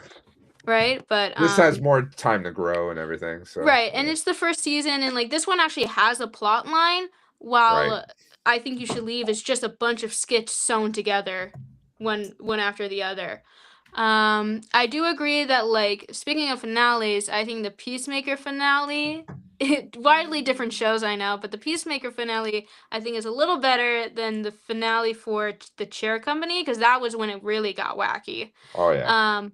But it was such a fun. I really love how like the simplicity of it, where like it's this guy and he just does something embarrassing at work, and then he falls into this conspiracy theory about it all, and other wacky situations ensue with his family and strangers. Like it's just funny and it's just so random, and I really love that, especially as like I love the show Smiling Friends as well, which is also kind of wacky humor that I like. So definitely up there. And then number 3, I have Welcome to Derry. Um, as much as it does have its issues, I did really enjoy, like sitting down and watching it. It didn't feel like a chore to me watching it, even though I had, every critique ever. But I thought it was a pretty decent prequel show. I think things could have gotten worse, but the way that they handled it all, I thought they did as good as they could. And I'm pretty excited for season 2 and season 3, I would say. Honorable mention is Fallout, even though season 2 just came out.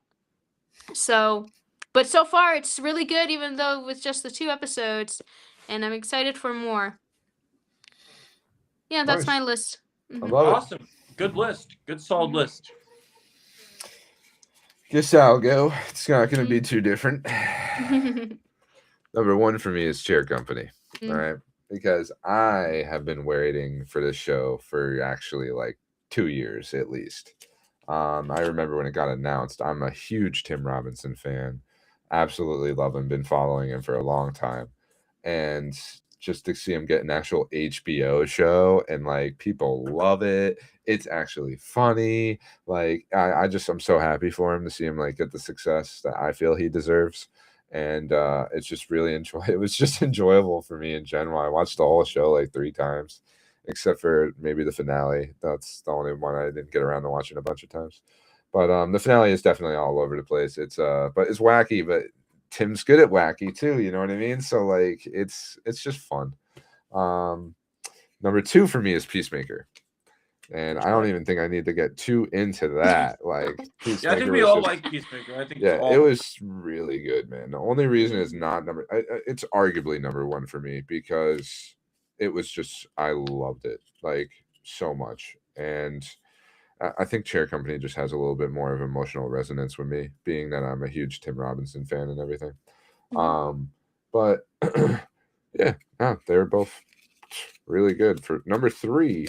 I originally had Welcome to Derry, and then you guys reminded me about Friendlyhood Spider-Man. So I did Friendlyhood Spider-Man. 1, to be a little different, and 2, I mean, I bitched so much during Welcome to Derry that I kind of can't ignore that. You know what I mean? Like, as much as we're sitting here and looking back at it in retrospect of being like, oh, well, Stranger Things, man, Welcome to Derry really wasn't that bad after Stranger Things. You know what I mean? Like, and yeah, that's true. But like, I still am on the fence with that show of the like, okay, I want this to be a horror show with drama elements, but it is a drama show with horror elements. And I truly feel the horror is just not well done in it. You know what I mean? Like, you just don't get me as much as like it may be more stakes and it feels more like horrific than Stranger Things. Of course, it's rated M, overrated TV at 14, right? Like, it just still doesn't get me. Like, very little did it. There's a few scenes I thought were actually good in that sense.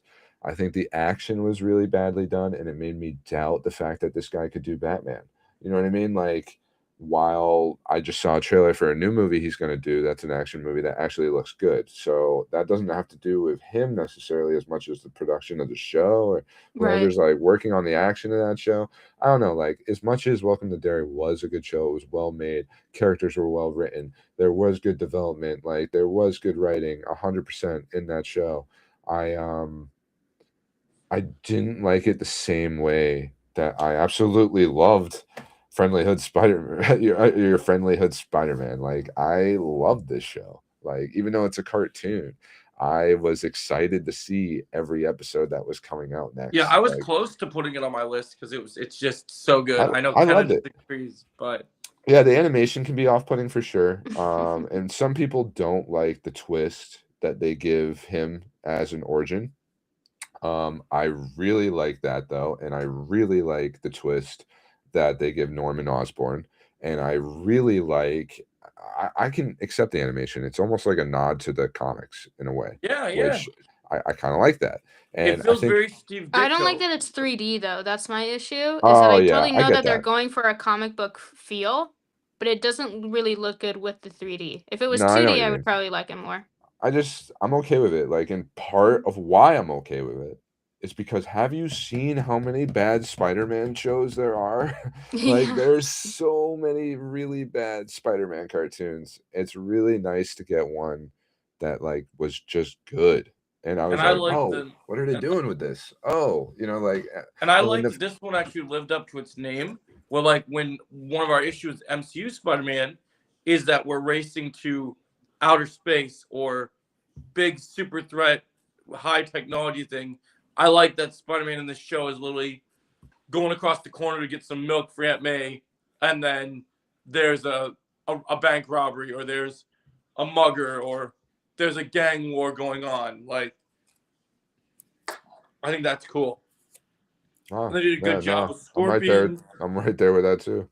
Yeah, I like it to all of that. Like it actually just feels like a grounded Spider-Man show. It's nice to get, I know that's what most of the cartoons do try to do too, but yeah, it's just I guess from the break from the MCU, just a nice little something different, And I really liked, like, even just personally, I know people didn't like my take on this.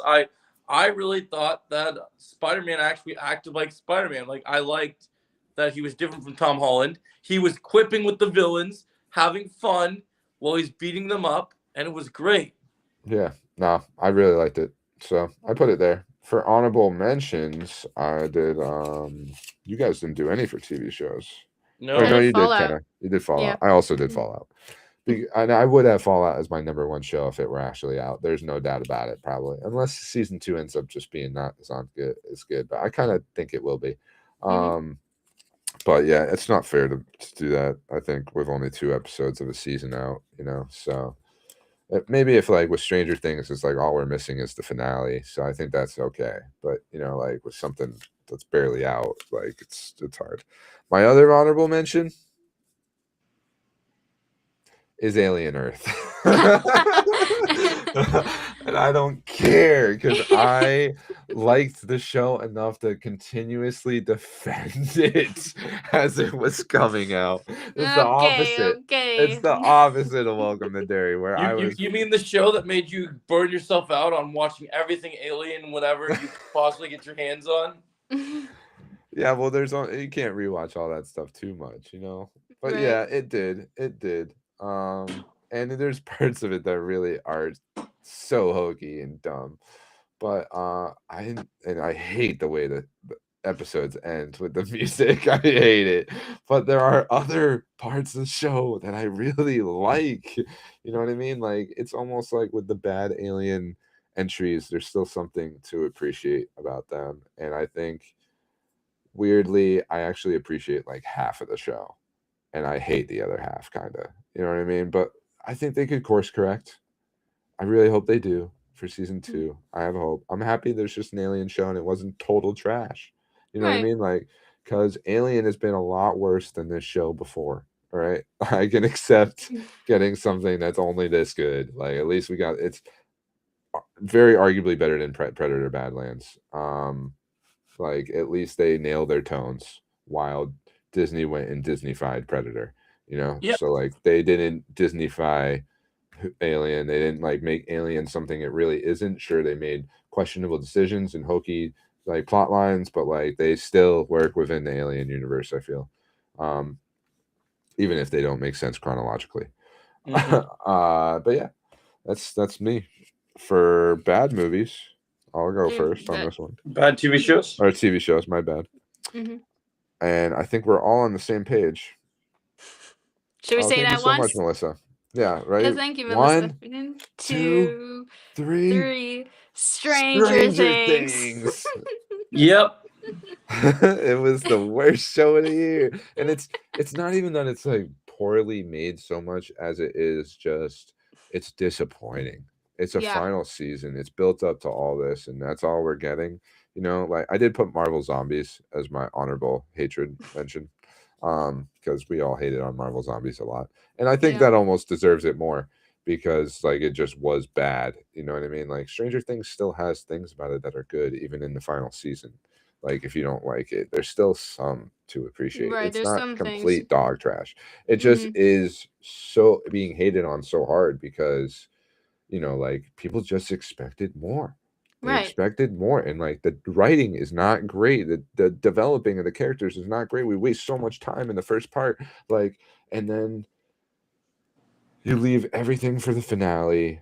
Like that scene with Jonathan and Nancy, I'm not over it. I'm not over it. You just wrote it so badly. You had to explain it to people. That is literally failing at your job.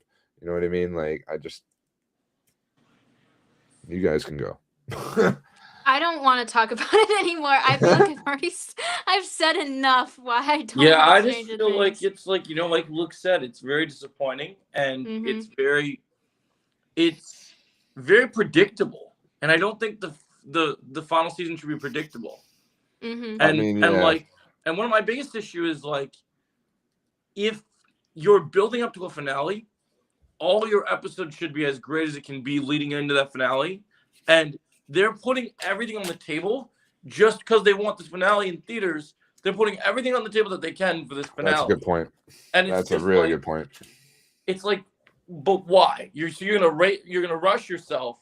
You're gonna use your 2-hour runtime to its max, and literally just go, okay, we're gonna take an hour of this for the finale. Then we're gonna have an epilogue, and then we're gonna do like, I guess sort of character arc finish wrap ups, but it doesn't really feel like there'll be even wrap ups because they've done nothing with their characters. Yeah, that's a good point too. So it's just bad. So I think we should all guess who's gonna die. Okay. 11. You can add multiples if you want. Okay, Steve. I'm gonna say 8. Hopper.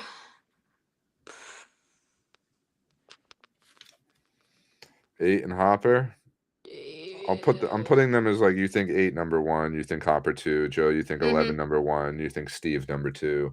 Yep. For me,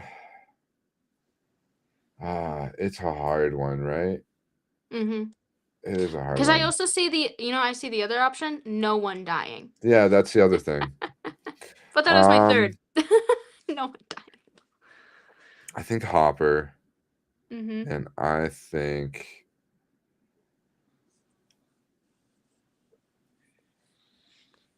Steve.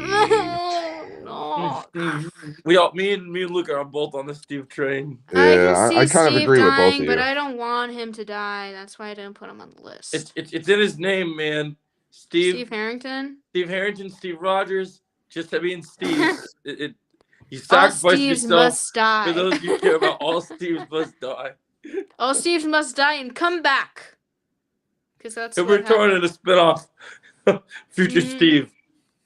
I'm gonna put 8 as my number 3 because I Okay. think 8 will die because she's See, just I like didn't want to such put an 8. I didn't want to put 8 inconsequential. as a death prediction because these characters I put as death predictions are like actually characters I like and care for, and I'm not gonna care when 8 dies because it's already so predictable. That's why I think she's so much easier to kill off because they haven't built the stakes up for her at all.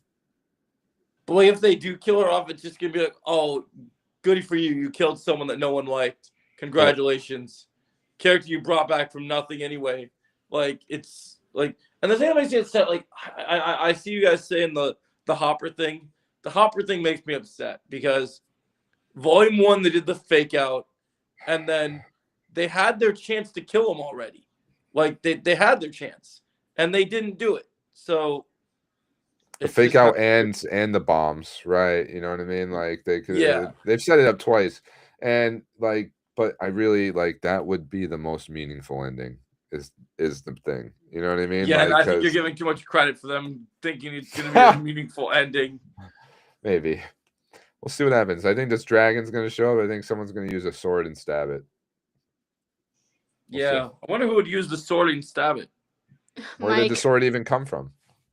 Because Mike's the paladin, and Mike hasn't done shit this season. So. Imagine that. The one thing that they say Mike did, Because I thought the Duff Brothers said something like that Mike has a leadership role this Yeah, season. Mike was gonna be a bigger role, quote unquote, and he hasn't done shit. So he's been in it less than literally everyone.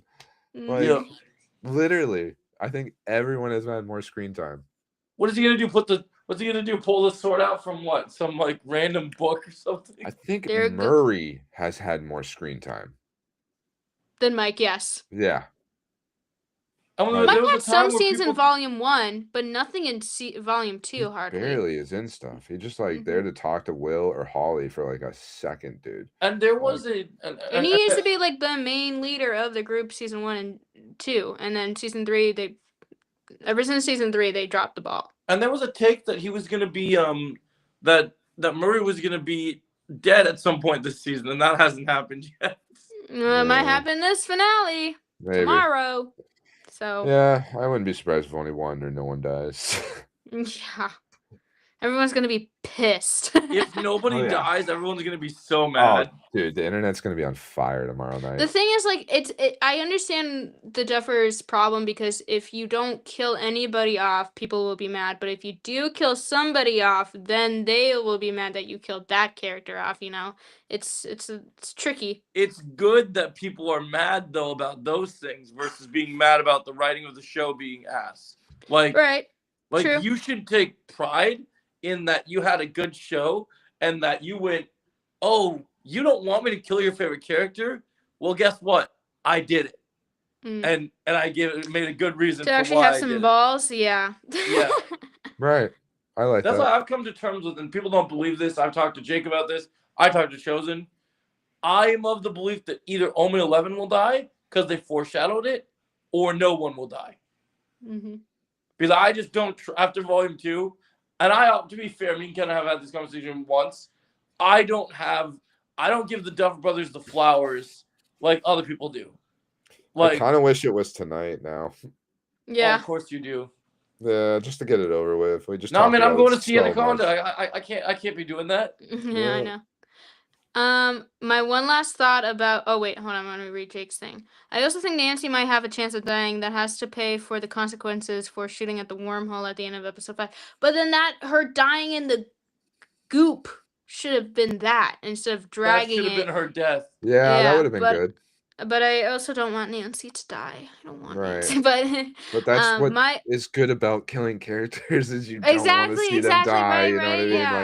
Like, yeah. Luke wants great Nancy point, to Joe. die because Nancy's Skeletor to him. So Oh my god. he's not I attractive don't want her to anymore. die. Damn. Jeez, yeah, no.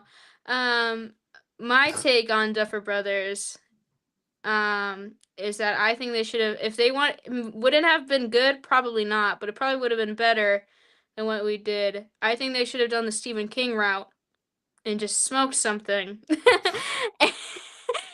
Done some wild ass 80s shit. That would have made more sense. That would have made it more 80s. Yeah. If they did 80s writing style. It really That's is like how a you should have done pretend it. 80s thing compared to like Yeah. this is what the 80s was actually like. You know what I Mhm. mean? Like, yeah. And I Mhm. think Will's whole thing is the big point to that. You know what I mean? Like, I get why they tried to handle it the way they did, but like, I don't know. The show hasn't handled like hatred in general as well. in, No, like, the because look 80s. at Billy. Look how Yeah. they handled Billy. Right. You know. Yeah. Billy was a disappointment in season 3. He was good as a bad guy in season 2. That's another thing too, is that I remember before season or after season 1 through 3, this is what they did. They had like a human bad guy, and then they had, the monster, whatever, for the Upside Down. I think the issue with season 5 now, and that you could technically argue that Henry Creel is the human Right. and then the monster. I think it would have been better if and I think Well, they're trying to do that with Dr. the K. Dr. K. Yeah, but I don't care about her. I don't care. She's gonna be a big deal in the finale. I bet Alright. so, yeah. Yeah. But She is. still, it's Because like she's already got that not- soldier coming after them and everything. Mhm, Like mhm. it's gonna come together. But it's They've her been saving her it. chasing 11 is just not as compelling compared to the conflict of like Billy harassing her his sister Max for dating Lucas, because clearly Billy's was a racist character, and yet they just never bring that up again, and they try to have some sympathy for his death in season 4. I'm like, I'm not sad about this guy dying. He was a racist. I'm sorry, I don't care. Like, You're I know it's a racist. complicated. Yeah, I'm sorry, it's a complicated relationship between, like, I get what they were trying to do, where Max was like, yes, Billy abused Max, but also at the same time, that's her brother, and family relationships like that can be complicated, but I just don't think the Duffer Brothers can do complicated things like that well in general, so that's where they dropped the ball. They can do good emotional beats, right, like the Nancy and Jonathan scene, Yeah, it's still a but good scene. It just didn't still, portray the message that they were yes, trying to give, so they mhm. failed in that way. But like, it was a good scene if it had been about them actually getting like proposing to each other, and then like Right. Or I they even were gonna liked die. But I even liked in volume 1 where like Mike was like, "You're Holly the heroic," and like he gave her the little necklace yeah, with the sure. Billy Loomis. No, not that Billy. Not that Billy.